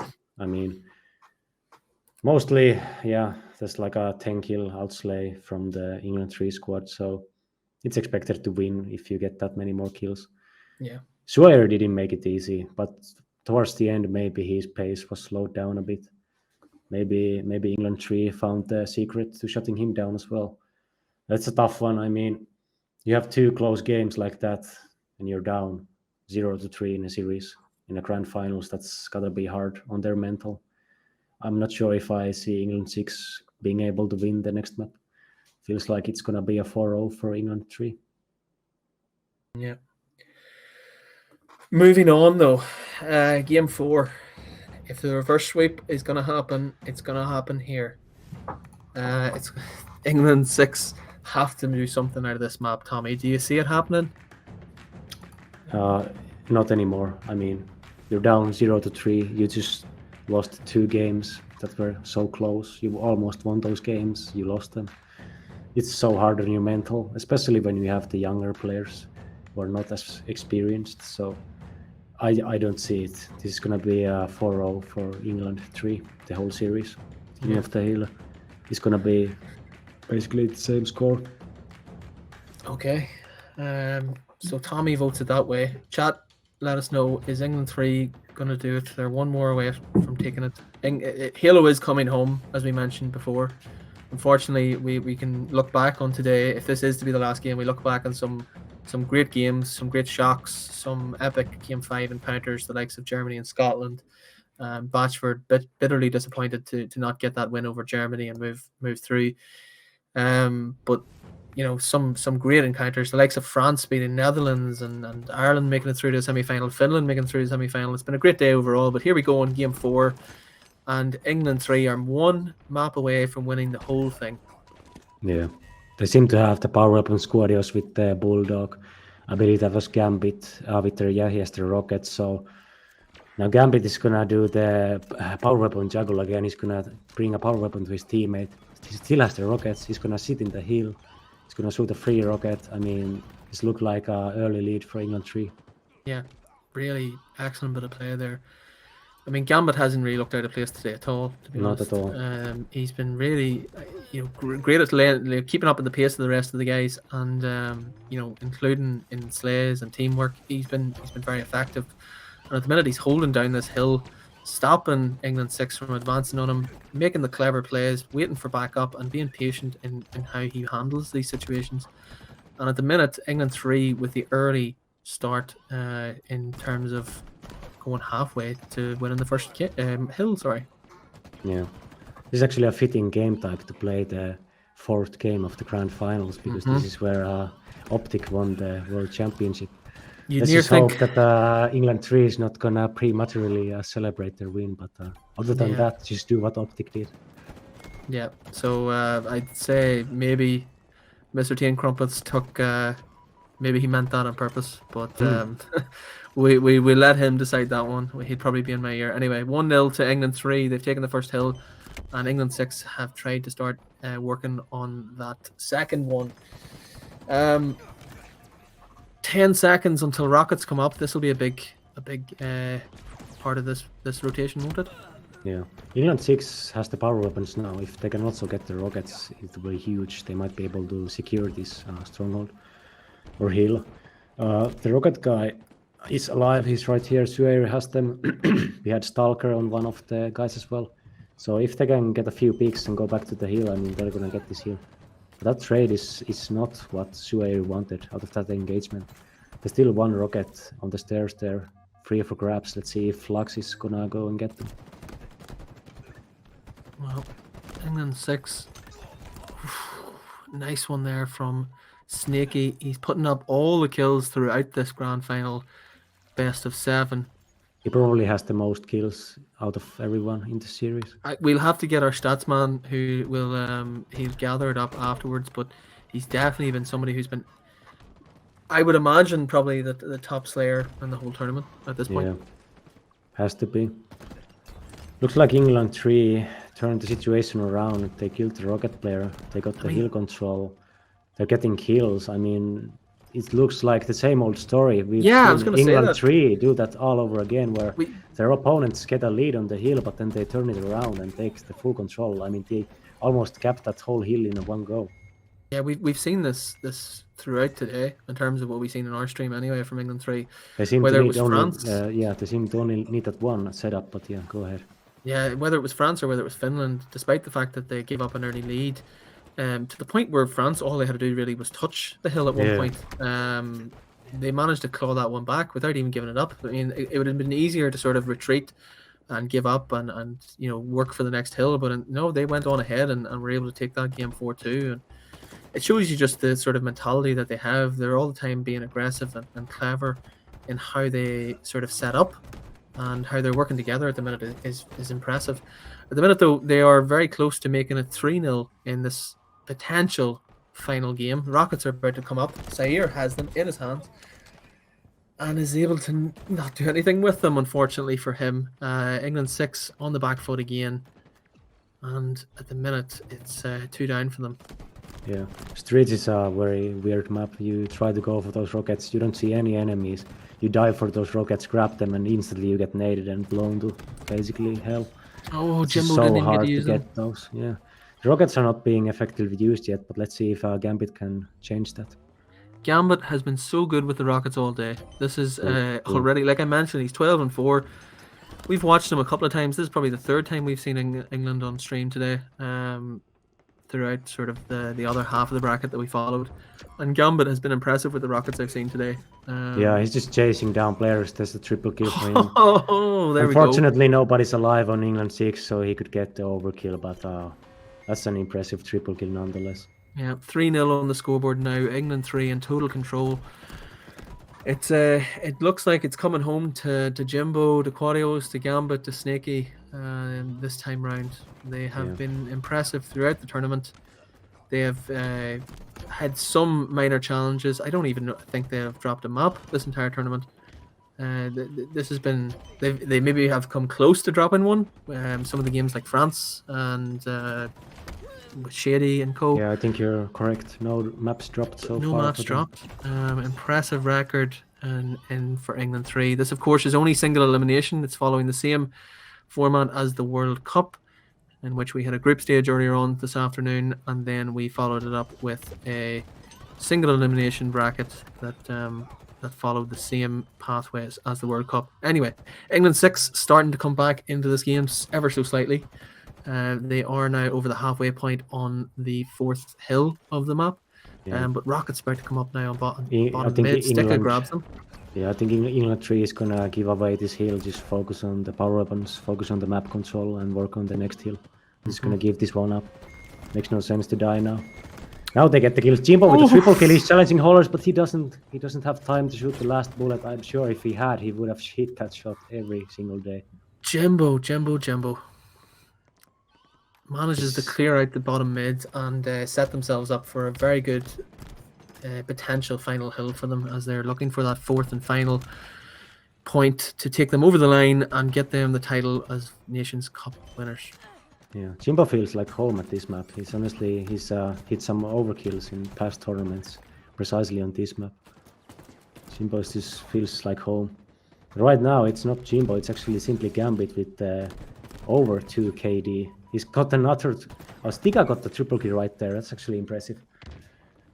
I got confused at the POV, but Stika's trying to put up a fight. I mean, there's still a chance here, but this just looks like England 3 is a little bit ahead. Unfortunately, we mentioned in previous games, Sayer was flying, but unfortunately he's 8 and 15 this time. Flux 5 and 16, and it just seems in the slaying categories anyway. England 3 are all over them here. All of the guys on England 3 are currently positive in their KD spread, and only 2 of the guys, Sticka and Hollers, are 0 or positive. Yeah, it's looking rough. I mean, and you can't play every map with the same playstyle. Maybe Suayer's playstyle fitted better on live fire or on Audible in a meaning, but right now they seem to be struggling. England 3 outslaying them by almost out of 10 at this point. You know, Well, similar numbers won them the game in the last Audible live fire. They outslayed by approximately 10 and they won the game. So they're looking to do the same here again.